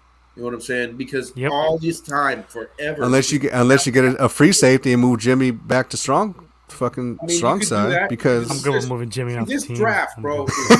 Me too. You're gonna find value all the way to the 6th round in this draft. Mm-hmm. So it's not that hard of a thing. I like the kid out of the Fighting Illini, Kirby something or other. I can't remember. But this dude, man, he's done nothing but produce. He got 5. I haven't done my scouting. Yeah, I haven't done nothing yet, so I don't know. I'll get with you in probably a week and a half. But this draft is so deep with playmakers. You know what I'm saying? So especially secondary, probably, which is what we need. I think there's plenty of secondary help out there, bro. Yeah. So that's in my opinion. I love Chukowski, but you know what, man? You know it's time to refresh that. But I will agree with Nip. I think DJ Jones over Jaquaski Tart. I just said Tart just because he already said Jones and fuck him. So I said Tart. I'm just playing, but I agree with him. I think DJ Jones would be. The reasoning with DJ is this, bro. DJ is proven that he can do the damn thing. You know what I'm saying? Like completely. So I think you sign him, and if it ever gets to a point where the contract is untenable when it comes to Armstead, you can let Armstead go, and you got Jones right there next. Trade Armstead. We could trade Armstead now while he's high. This is the thing though too. This motherfucker's making $20 million this year, and Jimmy Ward is making 12. Like trade Armstead right now while his value is high. You can get a cheaper replacement in the draft, and you could trade back a couple times. You can get multiple picks out of it. You don't have to replace him straight on. You get 2 guys, two defensive tackles, 2 defensive ends, whatever you need, one of each. You could replace this dude. I mean, he's had one outlier year where he's been good, right? This is one outlier year. Super Bowl year. No, it was that Super Bowl year. Remember? No, this year. This year he was solid. Yeah, he wasn't solid until probably like the last 5. He was good in the playoffs. The last 5 games and in the playoffs. Yeah. But he turned it on when he needed to. But that was the last 5. Like I said, the whole Super Bowl year, he was doing good that whole fucking year. But the key here is that $20 million you can get rid of. Yeah. Oh yeah. Okay, and then on top of that, you add some draft picks in, so you're not only saving $20 million, you can get some free agents, but you can also bring in some younger guys to replace him down the line. You could bring in a free agent if you want to get a cheaper dude looking for a ring. Get somebody to take a little discount, vet. older type of dude to come in. Both of them. And then you got the rookie to back him up and learn behind him. So I see a lot of value in that move because chess not checkers. You're taking away the $20 million and you're getting draft picks out of it. Yep.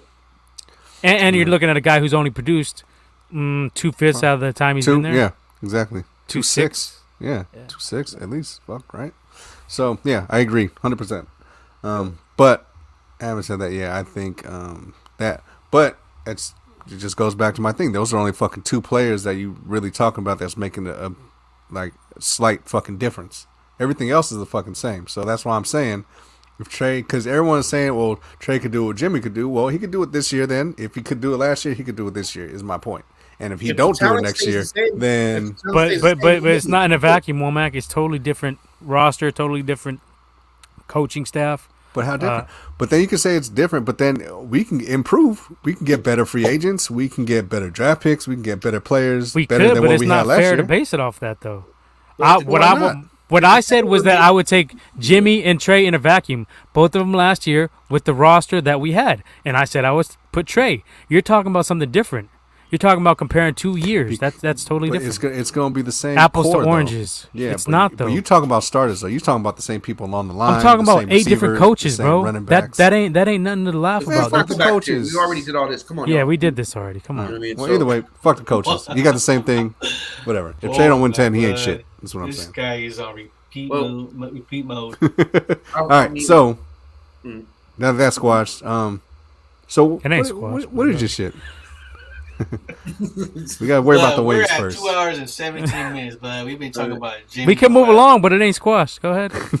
Oh my god! He's gonna come back full circle sometime. Yeah. Nah, I'm done. I'm done with that All shit. right, so so those 2 dudes, I think it would be a big issue if both of those dudes left. I hear what you're saying about Banks. He should be ready, but he didn't do shit last year. He couldn't overtake Brunskill. To be completely honest, Banks, I'd like to see him succeed. I'd like to see more succeed. I'd like to see more succeed because I want him to take fucking McGlinchey's position. You know what I'm saying? And I'd like to see Banks succeed. Tackle. So we can just clean up that whole right side of the fucking. That's always been fucking dumb. Yeah, that whole side is. Well, I think we're gonna address that in the draft as well. I think we're gonna get McGlinchey's replacement in the draft. And I'll throw it in. I think we need a center too because I think Mac is probably gonna do that in the fucking gonna draft. retire. Yeah, So Mac I isn't think- going to be here for. If he plays one more year, we'll be lucky.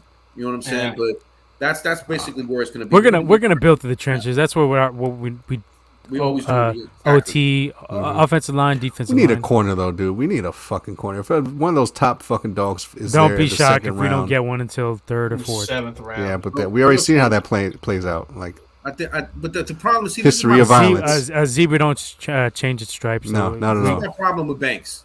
He's not a pulling guard. Yeah, No. That's why I don't think he's going to be able to supplant Lake and Thomason like that. He's a big ass dude. He's a mauler, bro. His shit in the OG and in the Notre Dame, bro. They went forward at you. He wasn't pulling. He had deficiencies on that, bro. He's not. I mean, he's got quick feet and all. And that was always a questionable not according pick. to McGlinchey. You know what I mean? But that's the thing. You know what I mean? That was a Lynch questionable don't pull. pick. He's a tackle. He Then just- Then McGlinchey and run a now. scout team. Yeah, that was for a fucking sure. mistake right there. So that's what I think was the issue with Lake and Thomason, though, because Lake can pull. You know what I mean? So And he's been decent. Like, yeah, he's kind of sucked some here and And there, he's but there. for the most part, he's Every- been. every single Sunday he's there. You know, he gave up a couple penalties at the end of the year, but that was that was a little different for him. He didn't really do that too often. You know, and that's the thing. You want your offensive linemen that are going to play and be there for you every day. You want that same wall every day. You want to put up a different part of fucking wall or nothing. You want them same cats. So I don't know. I hope we didn't whiff on fucking Banks. You know what I'm saying? I think we're just going to need more time to develop. Yeah, you got to be patient with that dude. Just because we didn't see anything out of him. Do you think Trey Sermon is a whiff? I mean, we didn't see him either. I don't think he's a whiff. I think that's Okay, bad so what you coaching. do? So why would you say be patient with him but not Banks? Neither one of them showed you nothing. I'm not saying not be patient with any of them. I'm saying You just said he's a whiff though. So how is he a whiff if they played basically the same amount of time? They didn't. Neither one of them. I'm talking about player wise. I was never high on him when he fucking came out. I was higher on Trey Sermon. Okay, more than I but was my on fucking point Banks. is, so you think he's a whiff based on what? Based I on the player he is and who he Womack said it played. too. You said that. Okay. I said Banks is a whiff for sure. No, But I'm just saying we got to be a little patient with him because we're not saying that same shit about Trey Sermon yet. So why are we saying that shit about Banks? Because Trey Sermon was a better player. And Jalen Moore, we're not saying that about Jalen Moore either. Yeah, but we're not expecting too much out of him because he's a fucking. I mean, I'm not saying he's gonna be a fucking perennial All-Pro, but I'm just saying we have to see. We haven't seen anything out of Banks, have we? I haven't personally. But you can't. But when you're a second round pick, if you're like a first, second round pick, you really like. Yeah, you could be patient, but you really supposed to be a plug and play motherfucker when you drafted that high. Second rounders from But they weren't willing to give up. They like Brunskill for whatever reason. I guess his dominance against Aaron Donald, and they like Lakin. So how is he supposed to get in there? He's supposed to by performing better because you're second round pick and Brunskill wasn't fucking shit. But we've already seen that Kyle is loyal to the vets. We've seen it with Jimmy. We've seen it with McGlinchey. We've seen it with Jimmy Ward. We've seen it with Kyle and Lynch. They're loyal to their guys. Then it could be a Kyle thing instead of a talent thing. It could be a Kyle thing. Yeah, I'll give Sermon to the end of the year this year to see what happens. I don't think nothing wrong with Sermon. Honestly, if he can take over, I think he's gonna be good and do something, especially with Lynn. Yeah, then we'll see. I think that basically what you're going to see happen, especially because they've already been in contact with Mostert, is they bring Mostert back. Him and Eli are the ones who punch, and you're going to probably see Hasty, and if they bring Hasty back, or Jeff Wilson, we'll see what happens. Yeah. Then those guys and Trey Sermon are going to fight out who's going to be short yardage, third down back. You know what I mean? Since we went all out and we passed up our fucking cornerback of the future for fucking Trey Sermon, Aaron Banks, my bad. But since we did all of that, and you know what I'm saying, we could have had another pretty much decent bookend corner. And we went after fucking Sermon. I want him to fucking, you know what I'm saying, go ahead and stand up and, you know, take his place on this team like, you know what I mean, like he should. You know what I mean? Nip wanted your boy, I forgot what the fuck was that corner's name? I thought he was small, but the Chargers, huh? Asante Samuel. Asante Samuel Jr. Yeah, he wanted him. I wanted the fucking dude, the receiver that what you call it, guy, dude from LSU, that the fucking Panthers got. Terrace Marshall. Terrace Marshall. Yeah, I want him. I don't think we could have went wrong. I kind of want him too, but you were big on that one. Yeah. So, I mean, you could have went wrong with Asante Samuel. That's what I said. I didn't want Asante Samuel, but compared to Banks, like I'd have took a Samuel over Banks at that point if they were both there. Like, why the fuck would you take Banks? I said too. Yeah, like why would you take Banks over a fucking corner that we fucking desperately need over a fucking guard that, you know? Because I want Trey Smith. We think about the whole Trey thing. Like, I took him later. Got him fucking 6th round. Oh, now you like Trey's, huh? Hey, yo, Asante Samuel. In our secondary, we won 2 more games this year. 2 more games this year. I will go out on a limb and say that. And I don't even think it's that much of a limb. That guy in our secondary, we won 2 more games this year with him. I agree. Simple and plain. And given how the fuck our secondary was, which is what we already knew going into the season. Well, not only that, given how our front 7 played the lights out, that he's not going to have to cover very, very long, you know? I had an argument with some cat online about this. He was saying Asante Samuel's weak, and I was like, he's saying that Ambry Thomas is better than Asante Samuel. And I'm like, dude, you can't judge him because our front 7 is so much better than the Chargers. And he's like, well, that doesn't make any sense. I'm like, bro, do you not know football? Like, your front 7 masks your deficiencies in your secondary. But, you know, you can't speak to some idiots. No, because they don't listen, you know what I'm saying, with their brains. But and that just tells you about our corners. We got this fucking pass rush and shit, and the fucking corners were still like lightweight getting fucking ate up. So because they're not very good, they're just average. They're not very good, exactly. I think it's the lack of a good corner on the other side. Like Mosley would have been playing, I think, and Mosley didn't actually do that bad this year. He did pretty good. All right, yeah, he did. You know cool. They're okay, but we need a lockdown. You need motherfuckers that make play. You'll need that one guy to play opposite of Mosley, and Mosley will play better. You know what I'm saying? The thing is, we need at most it'll take some of the heat off of him, so he won't get burned. You know what I'm saying? Yeah, and I think we need to get another. If Ambry pans out this year, you know what I'm saying, and he plays like a lockdown corner, Mosley's going to look better. Jimmy's going to look better, and if we have a ball hawk and another safety out, the ball hawk and safety, you know what I'm saying? Then we're going to be looking pretty damn good. We need playmakers on defense. Like we got playmakers. This whole draft should mostly be addressing the defense. Yeah. We got playmakers as far as people who could maybe make that, you know, 3rd and 2, make that fucking tackle. You know what I'm saying? But we don't have playmakers as far as turnover wise. We forced a few fumbles, I think, maybe. in the defense. But our picks were like almost like second to fucking last, and that's the fucking factor of what. And those fumbles that were forced were all Josh Norman. No, take him away. Bosa had 4 in the year. Norman had like 7. I'm talking about the back 7. Oh, okay. All right. Like linebackers and corners and safeties. But they don't. Yeah, the linebackers haven't made no picks too much, right? You know what I mean? Like we don't have no turnover, like playmakers. We don't have any playmakers really. Yeah, other than Bosa and Warner. Yeah. Mm-hmm. That's what I'm saying. So we're definitely fucking. I think you guys are being kind of hard on Aziz. I was about to say Aziz. But does he put up the numbers? Does he get the interceptions? Does he get the fumbles? I mean, he's a good player. This was his first year really actually getting that starting role, so I would say yes, because he did definitely do. He's definitely a solid backer, but I'm just saying we're talking about like ball hawk playmaker type. We're talking about like game altering fucking like, you know what I mean? At least a little bit. Let's see him go through the whole year, because what he did when he got injured too and he lost a couple of games. Let's see him go through a whole year and see if he brings that same, energy next year. I still think he's a playmaker. Is he on the level of Bosa and not yet? No, not yet. No, I will definitely give you guys that. But he's his ascension is coming if he keeps doing what he's been doing, especially playing next to the guys that he's playing next to with Greenlaw and the man. You know what I'm saying? I would even argue Aziz is probably the best linebacker that played this year. Warner was good, but I mean he kind of had an off year. There's no saying that. He was solid. There was times he was. But Aziz was fucking. But Aziz was. Yeah. When he was on the field, he was fucking all over the place. And I'm getting tired of hearing the fucking, the rumors of we should trade Greenlaw for a 4th round pick while we still can, and yeah. I'm not breaking up that linebacker core.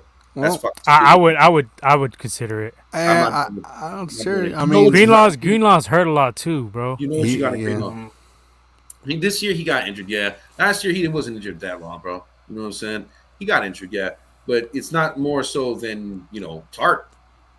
I think this is an upcoming contract year for him, right? Yeah, I think so. No, so he got another year. I think we got an option year next year for him. So you might see him play, a little bit more. I think you keep that linebacking core together, man. That core is the best. I don't know, because linebackers are easy to get in the draft, though. They're one of the easiest positions. I was about to say. Well, there's a lot of them. You need to draft one though. But you really want to set that group back? I don't really want to. I'm good with. I would take 2 linebackers in the draft anyway. I'm good with what they got. You can let go of Demetrius Flan and get fouls then if that's what you want to do. You know what I'm saying? Go younger. That's cool. But I would definitely keep that core. Put it this way, bro. The way our defense is set up right now, the only thing we're missing is D-backs. You know what I'm saying? And in my opinion, this draft, maybe we should just go more towards. I think we need to add another edge rusher too. We said that. What I was going to say was, I think we should focus hard on corners. We should focus hard on linemen, and maybe one more edge, and that's it. I don't think we need any skill players. I don't think any of them, but they're going to go and get some. I think we need a center. Level 1 every year. I think we need a center. That can wait, though. That's what I'm saying. Lineman. That can wait. You can get that in the 7th round. Take a shot on somebody. You need a center, though. But we got Mac for this year, so maybe I heard that he's probably going to retire. I haven't heard anything. It's all mind games. The depth draft, bro. There's hella people in this draft. You know what I'm saying? Anyway, so that's the one good thing about this. No quarterbacks coming out is that you've got depth everywhere in this draft. So you could throw a fucking stone and hit something, and he's going to be pretty decent.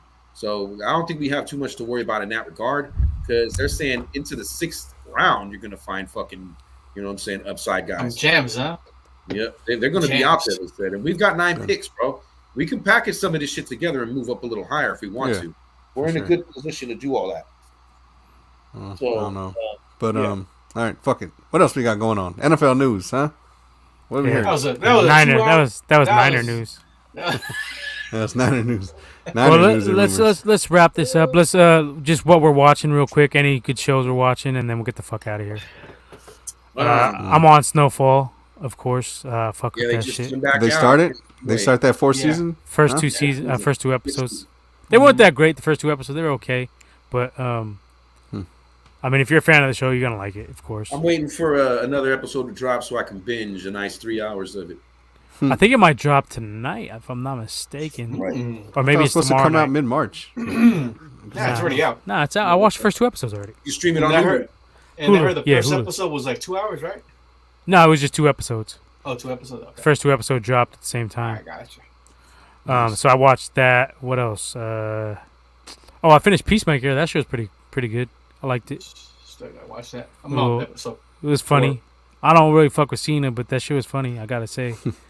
Peacemaker is definitely a good show. Yeah. Yeah. You finished the season already? No, I got to I think season or episode 3, something Okay. like that so far. Yeah, that shit is funny. I like it. Definitely worth it. Definitely worth the watch. You peeped it yet, Womack? I was watching. I finished Ozark. That shit was fucking cold. Oh, I'm so far behind. I gotta get caught. That on shit. Yeah, Well, I'm just gonna say like that. So the last season they broke it into spoilers, two man, parts. no No, I'm not. I'm just saying this last season is season 4, but they broke it up into 2 parts. So about 7 episodes for part 1. I heard the second part's coming in May. Yeah, something like that. Did you hear that? Okay, all right. Yeah. I heard Bel Air is good, surprisingly, because Yeah, Womack worked on it. I was I watching see. Bel Air. Yeah, I don't give a fuck about that Interesting. check. But yeah, Bel Air is cool. Will was actually decent. Carlton's like a little cool. bitch.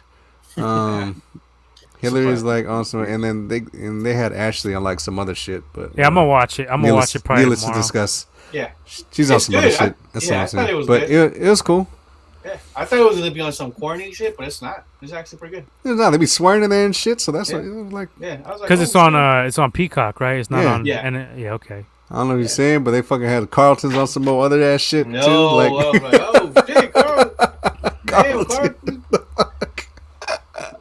yeah. And So this, yeah. and this, yeah, let's this check it one, out. he ain't dancing. He's doing dancing something else. Or he might do the Carlton dance, but it's gonna be for a completely different reason. Yeah, I was like, oh shit. Okay. Yeah, I gotta Yeah, peep that shit. I'm gonna so- probably watch it tomorrow night. Yeah, but overall, like it's cool. They Yeah. got some like many shit going on in there, you know, that they Yeah. be doing. But that's to be Yeah. expected in today's television. I want to Yeah. say. Fuck Yeah, else a was I lot watching? of things that are going like today now. So you'll see it. Shit. Anything else we're watching? So yeah, Oh, finished Ozark. Sella might know this shit. So, have you peeped out Legend of Vox Machina on Prime? Do you have Prime? Legend of Vox Machina. No, I have not even checked that out. What's that? Alright. So it's a cartoon, but it's like it has a invincible. It's Invincible-esque, Okay. like, but it's like more. Skip. I don't want to say Lord of the Rings ish, but it's like it has Skip. to deal. It's skip a lot it. more fantasy wise, but it's along Invincible. It's like, you know what I mean? It's kind of in that. It's a group of people, right? Yeah, Yeah, I think I've seen some. They got a dude who kind of looks like Drax in there, or some shit like yeah, that. some yeah. Anime. I haven't Yeah. peeked it yet, but I did see it. I haven't heard too much about it. I do want to. I was curious, but I haven't checked it out yet. Peep it out a little bit. I mean, it's kind of some of that's just kind of funny in there. I only gotten probably like I'm halfway gonna through the I'm first gonna ask episode. Doomzilla about this one. And Yeah. it He looks He said like a he didn't skip for see me. it. He said the Rooster's sick on it, or like he was hype on it. So There's a rooster. Rooster. Oh, okay. I tried to watch Kingsman, the prequel. I guess is what it was. How was that? I like the first one, but I wasn't feeling the rest of those. Yeah, I kind of passed out. I don't know. It's just too slow. It's on King's HBO Man. Max. King's Well, Man. I think this is the problem with a lot of this shit that goes out there because the Kingsman is a comic book movie. I think when they do that thing with a lot of comic book movies, they like try to build a hell of a foundation for the movie, but then it ends up just slowing the whole movie down. Yeah. So that's why I really liked a lot of what the MCU did is that they kept it like, okay, it's boring, and then it's action, and then it's kind of slow, and then action, and then you get your breaks of what I'm saying, the monotony of talking and shit. You know what I'm saying? While they do the way they did it, you know what I'm saying. So that's what I did like about it. Kingsman just seemed a little slow, so I passed out. Yeah. I also just and I'm gonna give it another shot one of these days, but it's just gonna take some time. I'm also up on Cool Under Pressure. You know what I'm saying? Joe's story. Oh yeah. I still ain't. I'm slipping on that one. I gotta. First Oh, few I've seen episodes that. are cool. I got I, season 2 or 3 right now, or episode 2 or 3 right now. yeah, Yeah. I think I watched that in 2 nights. Actually, there's I think episode 4. Almost 4. Episode 4 or 5. Almost It's shed good. a tear. Almost shed a tear. It's good, bro. It's- It's good. I there's a can't lot of- wait to finish it. Yeah, but- and there's a lot of and it was because those Super Bowl years. I was like, I was 3, 5, whatever. Yeah. So I was learning shit that I didn't know. I was like, Yeah, you probably there's a whole bunch of shit. shit you probably Yeah, I did not had no idea, no clue. Right. And also it was sick how they also talked about the city, what the city was going through, that whole time. Yeah. So it was sick, and and you see the city also, not only the Niners growing, but the team growing, and saying and you know why, saying out of the Giants and the Niners, San Francisco is a 49er town. You know what I'm saying? And, I hate to say it, I'm a Giants guy, but it just shows you. my stance on that. Dude, the Niners were born here. You know what I'm saying? Yeah. They were the first of all the pro teams here. Yeah. You know what I'm saying? But they always got treated like the redheaded stepchild next to the Giants. Yep. Yeah, exactly. And and I learned a lot. So I didn't know Joe was that athletic. Yeah. Like I didn't know he would play hoops. I didn't know. I was like, I didn't know none of that shit. I was like, oh shit. Yep. It was not highly recruited and all that. So definitely, if They you fucking play. They play the fuck out of his ass, huh? Fuck Tyson and fucking Kyle. Stay playing this fucking guy, huh? I watched like the first 3 episodes. Oh man, watch I gotta peep that shit. Oh yeah, you gotta get on it. Yeah, so I ended up subscribing to Peacock, and because I was about to cancel it, and then I just threw it on Bel Air. I was like, oh shit, I might keep it for a little extra month or two. So it's only $5. Fuck. Yeah, it's only like $5. So everything's always $5, and it always adds up to like 150 at the fucking end of the. It's free. Damn month free for us because we got Comcast. You know what I'm saying? You got Comcast. Nice. You get it free. I got direct TV. Got a little weak ass, lummy ass direct TV. Yeah, but it's definitely. That's what. If you're not on it yet, you need to get up on it, bro. It's. Oh yeah, no, I've seen when they announced it. I just fucking. The thing about that makes it such a good, you know what I'm saying, watch, is the fact that when they asked Joe, if he would do it, he said yes, but everything's gonna be done one take. You know what I'm saying? We're not doing fucking hella hours of shooting in this bitch. You know what I'm saying? Mm-hmm. So, and then he didn't even watch it, but one time afterwards, and he didn't want to. You know what I'm saying? In the article that I read about it, you know what I'm saying? He wanted it to be basically from the heart, and so that he can't go back later and then be like, oh, well, I didn't mean that, but I meant this. He wanted it all one shot done. This is exactly how the fuck I felt. You know what I'm saying? Yeah. And that's what was good about it, because it was about the GOAT in his own words and his, in his own terms. Yeah. And my brother actually asked me this the other day. He was like, who do you think is the GOAT? You know what I'm saying? And I was like, of course, I'm going to say Joe, because, we watched that man, you know what I'm saying, and all that, and all his accolades and all the things that he did and didn't do, you know what I'm saying? Like throw fucking picks. So I would say that GOAT would go to Joe, but at the same time, I'm a little biased on some of that, because there's no real way you can compare them. You know what I'm saying? Because they're all out of time. So you can't compare these guys with these guys, because things were different then, and the rules were different then. Keep changing. Keep the game guys with these guys, because these guys didn't even fucking throw the ball then. I will say today ain't worth the fuck though. Like, man, compared to all this other shit, today ain't worth the fuck. It's like basically they're faster and more athletic, but they get away with a lot numbers more though, bro, and you get a lot of weird ass shit going on there too. So the numbers, how we've always heard the numbers will tell the whole story. Yeah. The way you do it is this. I don't say who's the greatest of all time, because you really can't. I think there's only one person you could say greatest of all time ever in any sport is MJ. I'm saying, Jordan. And to a lesser extent, John Jones. I mean, and I hate the guy, but you got to give him props where it's due. He's never really been beaten, other than I say, and then he didn't get. I think he lost. I think he lost that first Gustafsson one. I thought he lost the first Gustafsson, and I thought he lost to Dominic. But he avenged it. And that's why people could say, oh no, he didn't lose that one, because he beat his ass the second time. It was nothing. That night though, he beat the fuck out of that dude, and he got sent to the fucking hospital. So, you know what I mean? Let's be honest here. But let's get beside the point. Yeah. So basically, what I'm saying here is that is that you basically, what you do is you don't say the greatest of all time. You say the greatest of their time. Okay. And there's no argument at all for me, if you're going to say that Brady was the greatest of his time. Yeah. Simple and plain, man. Yeah. You know what I'm saying? Joe was the greatest of his time. You know fuck that, man. And what makes me realize, you don't have to agree. That's okay. I don't. Yeah. Fuck that. Yeah. No, I'm just playing. There you go, bro. That's the And actual answer here. It's fucking with you. It made, another thing that made me trip, it was like, this whole discussion with Jimmy G and Trey Lance. This is nothing to compare with was the whole Steve Young and Joe Montana. No. Well, it was a different situation. She was.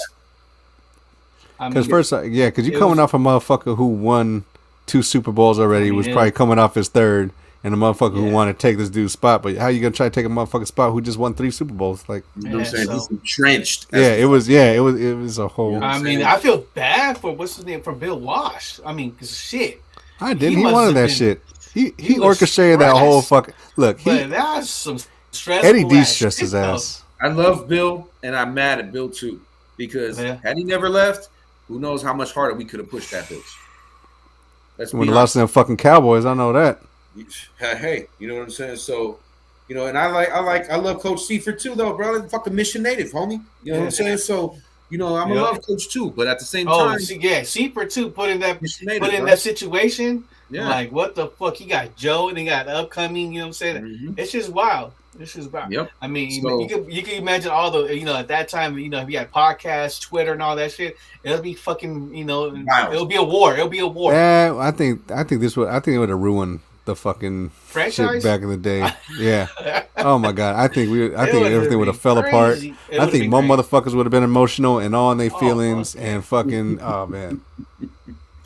No. Just look how motherfuckers act now. There's one thing. Yeah, no, for real. Act. For real. For real. He's not winning 10 games. Yeah. Say he ain't shit if you don't win 10 games. I didn't say he ain't winning it. I say if you don't, he ain't shit. But anyways, yeah. Check it out. Yeah. That's what we're watching, everybody. Good night. Good night. Yeah, my wife's probably pissed at me, so I'm gonna fucking get the fuck out of here. We got 3 more hours. Come on. Come on now. I'm off. Why is she pissed at you? You're just having fun doing a podcast, bud. No, just relax. No, she ain't pissed at me. Hey. Let's let that alone. We don't need to get that one shit. But this is our time to fucking chill with each other and shit when the kids are fucking asleep. Like, oh, okay. Yeah. You better get to business then. Oh, you mean y'all? No kids. Oh, yeah. Salute. Yeah, so say no more. My throat's feeling No kids at all, brother. My throat's feeling all funky and shit too. Say no more. Dip out. Anyway, gentlemen, it was great. I got to cut turkey. I got shit to do tomorrow, man. Yeah, everybody's fucking tired. I feel you. Me too. Got the day off. Word life. Oh, there you go. Nice. My brothers. All right, man. Right on for coming on. We'll get you on next week. Yes, sir. Peace. Late. All right. Yeah. Tell them where to check us out. You can check us out on the Instagram at Gold Dirty Bastards Podcast. That's at gold_dirty_bastards.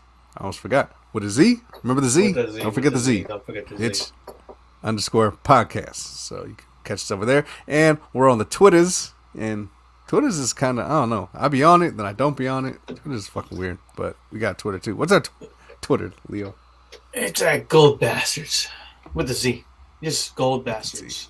Just Gold Bastards. All right. Shout out to everybody that watched. Drop comments. Shout out to AD. Everybody that watched too. Shout out to AD. AD. We're disagreeing lately, AD. Hey, buddy, where you at? Where's Shimani? Money don't fuck with us no more. He's got tired of your Jimmy G dick riding. I ain't been on 3 weeks. That's why he ain't came on. He only comes on when I'm on. It's like, I've had enough of this shit. I'm out. Anyway. All right. Fuck it. All right. Late. Catch y'all on the other side. Peace. Late.